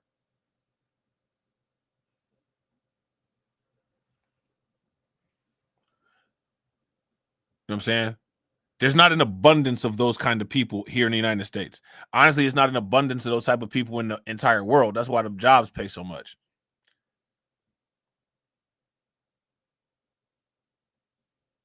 So because it's such a rare thing, who's passing them up? Who does the court, like, where's the data that's saying that anybody, black or white, is getting passed up? Listen, man, when the last time anybody went to a hospital? When the last time somebody seen an actual American doctor? It's almost just generally understood that the doctor is going to be foreign, or that the college professor is going to be foreign. Like, don't nobody even expect that. And then it's kind of weird, like, when you actually see an American doctor or an American professor out of college. So we just going to act like that shit don't exist? Or actually, I don't think we're not going to act like it doesn't exist. I don't think most of these dumb motherfuckers even went to college before, and I think they too stupid to take their ass to a doctor's appointment, so they probably haven't even been in that capacity to even see what's going on over there. But yeah, a lot of doctors is foreign. A lot of surgeons are foreign. A lot of college professors are foreign. A lot of them got to take the English as a second language class, and then you go to class the first day and you can't understand what the fuck they're saying. You know what I'm saying? A lot of these motherfuckers is stupid, and they can't even pass their liberal arts classes, and then they want to sit there and tell half the story and say that they got passed up. You didn't get passed up. You didn't pass your class. That's what the fuck happened. Shout out to Rain King. What's good with it, bro? And somebody's not, and people ain't supposed to say that shit.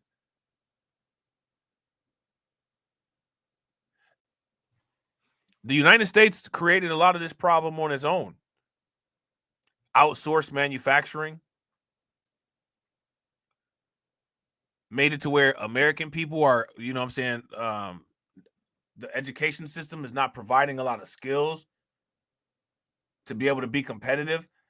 Now you got people globally competing for American jobs. They get hired, come to America. This is just the chickens coming home to roost. And these sensitive, soft people don't like to hear the reality that they created, made, benefited from the whole entire time. Now you got people poking their chest out at you. And then what you going to say? What you going to tell Vivek Ramaswamy when you told Vivek Ramaswamy that he was the model minority? Now he's telling you about yourself. And then the people that say, stay out of our business, all up in other people's business. No one stands on business on any side of anything. These motherfuckers are all stupid. They're all the same. They're all dumb. It don't matter what side of the tracks they on. They always on the wrong side of the tracks and the wrong side of history.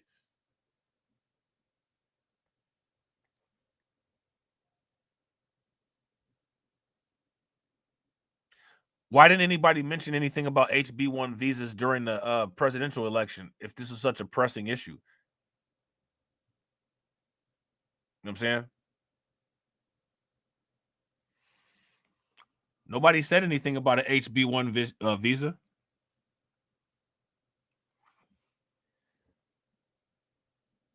And again, they wouldn't say anything about an HB1 visa because an HB1 visa is a document, which means that they're documented. The campaign was ran on undocumented migrants. Criminal undocumented migrants at that.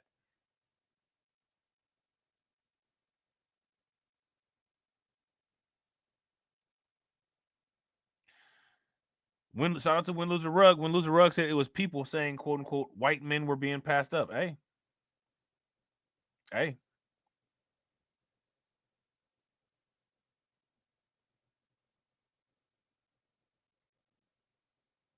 I don't know what to say. What do you guys got to say about it? What's you guys' verdict? I see a bunch of people left.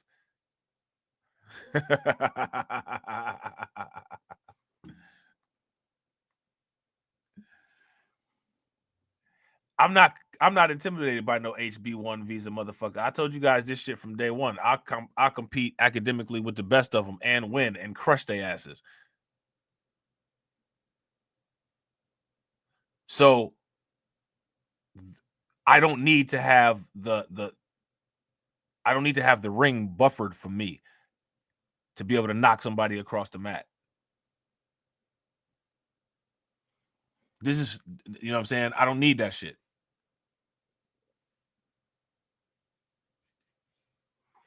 Anybody who's been through college or a competitive situation, you've had to compete with one of these people with a visa before. I mean, I don't understand. I think people are lacking confidence because they know that they're getting dumbed down and they're not being responsible to maintain, you know what I'm saying, the activity and throughput of their own brain. That who cares? It's nobody's fault but their own. You know what I'm saying? Shout out to Brooklyn Queen, man. I appreciate you, Brooklyn Queen. Make sure y'all show Brooklyn Queen some love. Throw some flames, some radiation emoji, and some ducks in the chat for Brooklyn Queen for funding the organization. I definitely appreciate you. How do you think that we fund this organization, huh? We're not exactly the marching dimes. You know what I'm saying? The quarterling came out with a statement saying, "I'm here on behalf of all little Timmys." Which little Timmys? The ones that be shooting the school up? It's about time he came out on behalf of them and said something about that shit. But yo, just check out the pro-blacks, man. You know what I'm saying? Check out the pro-blacks. They came out in full force of defense. You know what I'm saying? You know, the pro-blacks came out in full defense of the offensive statements, I guess, that was made by Vivek Ramaswamy and Elon Musk. They came in full force with the muskets loaded, ready to protect the plantation. Some of the most bizarre shit I've ever seen in my entire life. They came out with the straw. They was chewing on a piece of straw, and they had a straw hat and one overall strap flapped over their back. You know it was going down then. Okay, boss, which one of these, who done pissed you off today, boss? Go back in the house, Cephas. It's not your fight. Fucking pro-black coons. Strange flexes. Shout out to Carlton Way. We got to make a Netflix special about this shit. It's going to be something like that Stranger Things TV show and have a nice little catchy beat like that. It's going to talk about the strange flexes throughout history.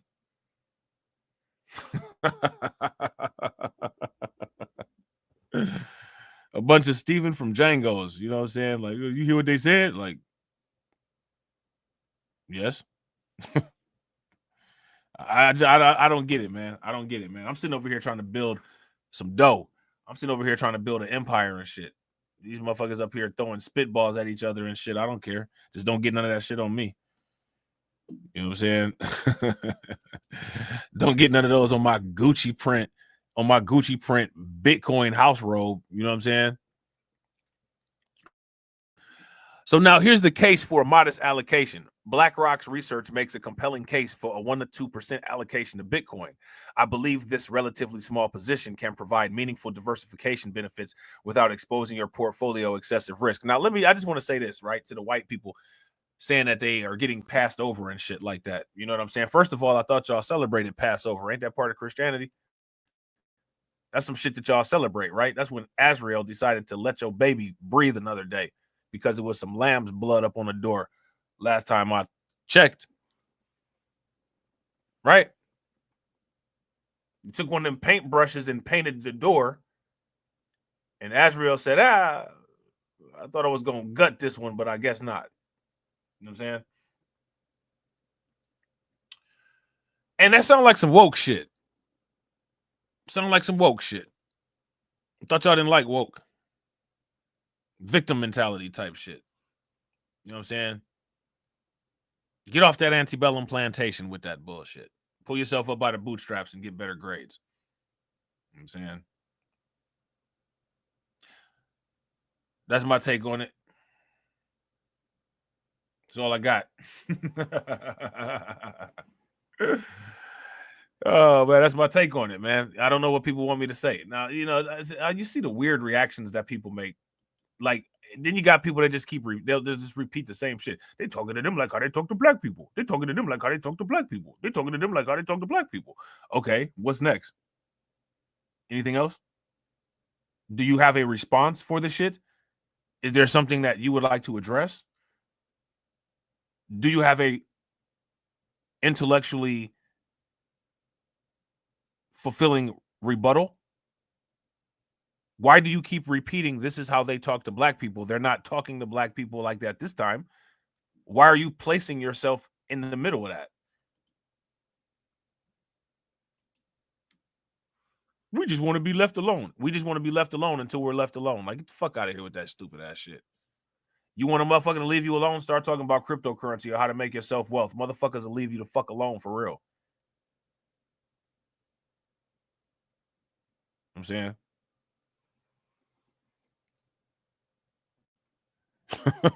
Start talking about wealth and prosperity. Motherfuckers will leave you the fuck alone quick, fast.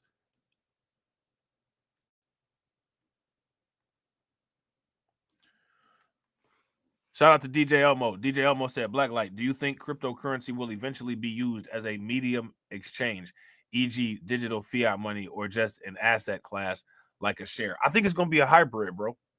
I think it's got multiple use cases. And I think that the world is just now starting to feel these things out.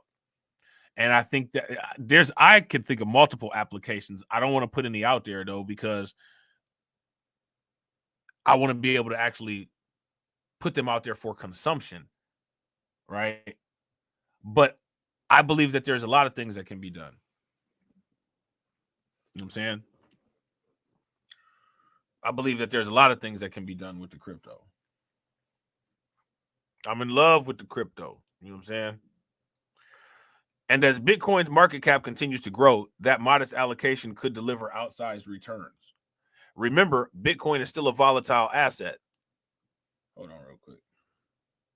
But so was gold during the 1970s when it was reintroduced to the free market after the collapse of the Bretton Woods system. I've been in this game for decades, and I know what that is over time. Volatility tends to decline as an asset becomes more widely adopted. Gold will always have a place in my portfolio as the ultimate store of value, but it is also important to stay open to new opportunities. Bitcoin represents a new frontier.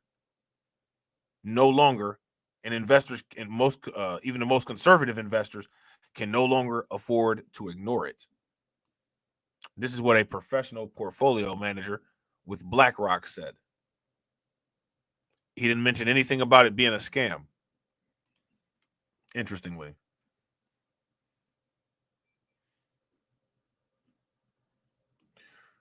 What do you guys think, man? It's still a lot of stuff to talk about, but guess what? I ain't got time to. Still a lot of stuff to talk about, but guess what? I ain't got time to. We're going to try to do this again tomorrow. Hopefully you guys show up. Hopefully you guys enjoyed the stream. Hopefully you guys watch some replays. Right? One way to get people to leave you alone is to start talking about how you can make yourself rich. Isn't that crazy? Any way to make yourself rich, not involving a lottery ticket, motherfuckers will ghost you. That shit's crazy. But that's what it is. That's what it is. We almost hit the goal. You know what I'm saying? Shout out to the goal. Make sure y'all throw some flames, some radiation emoji, and some ducks in the chat. Shout out to the people who help contribute to the goal. I definitely appreciate y'all. Make sure y'all show these people some love. Y'all already know, without no support, ain't no streams. Shout out to my man, the specialist. I definitely appreciate you, bro. Make sure you guys show Brooklyn Queen some love. Definitely appreciate you, Brooklyn Queen. Brooklyn Queen always showing love. Shout out to my man, John Guillory. I definitely appreciate you, bro. Make sure y'all show John Guillory some love. And shout out to Brooklyn Queen on the again. Definitely appreciate it. If you're not subscribed to the channel, hit that bell, subscribe to the channel. If you haven't liked the video yet, like the video. And as always, ladies and gentlemen,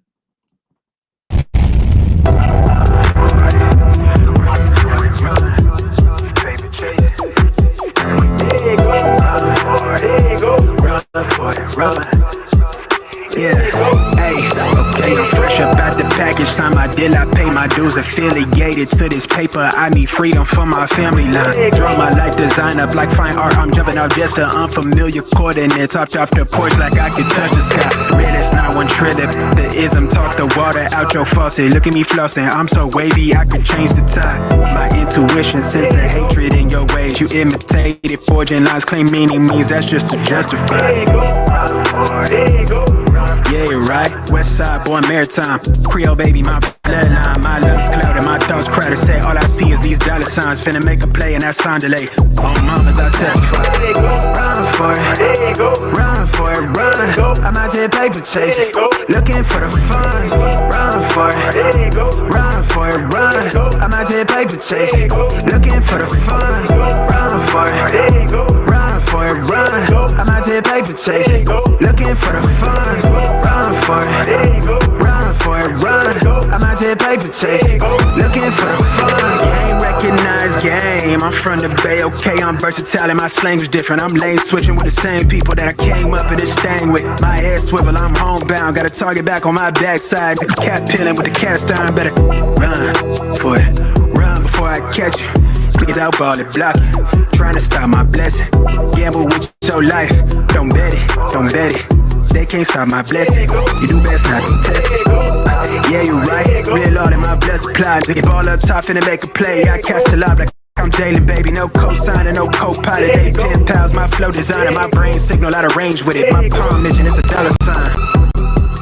If I say it twice and I meant it right. My brain signal out of range with it. My palm mission, it's a dollar sign. You know, co-signer, no co-pilot. They pen pals, my flow designer, my brain signal out of range with it. My palm mission, it's a dollar sign.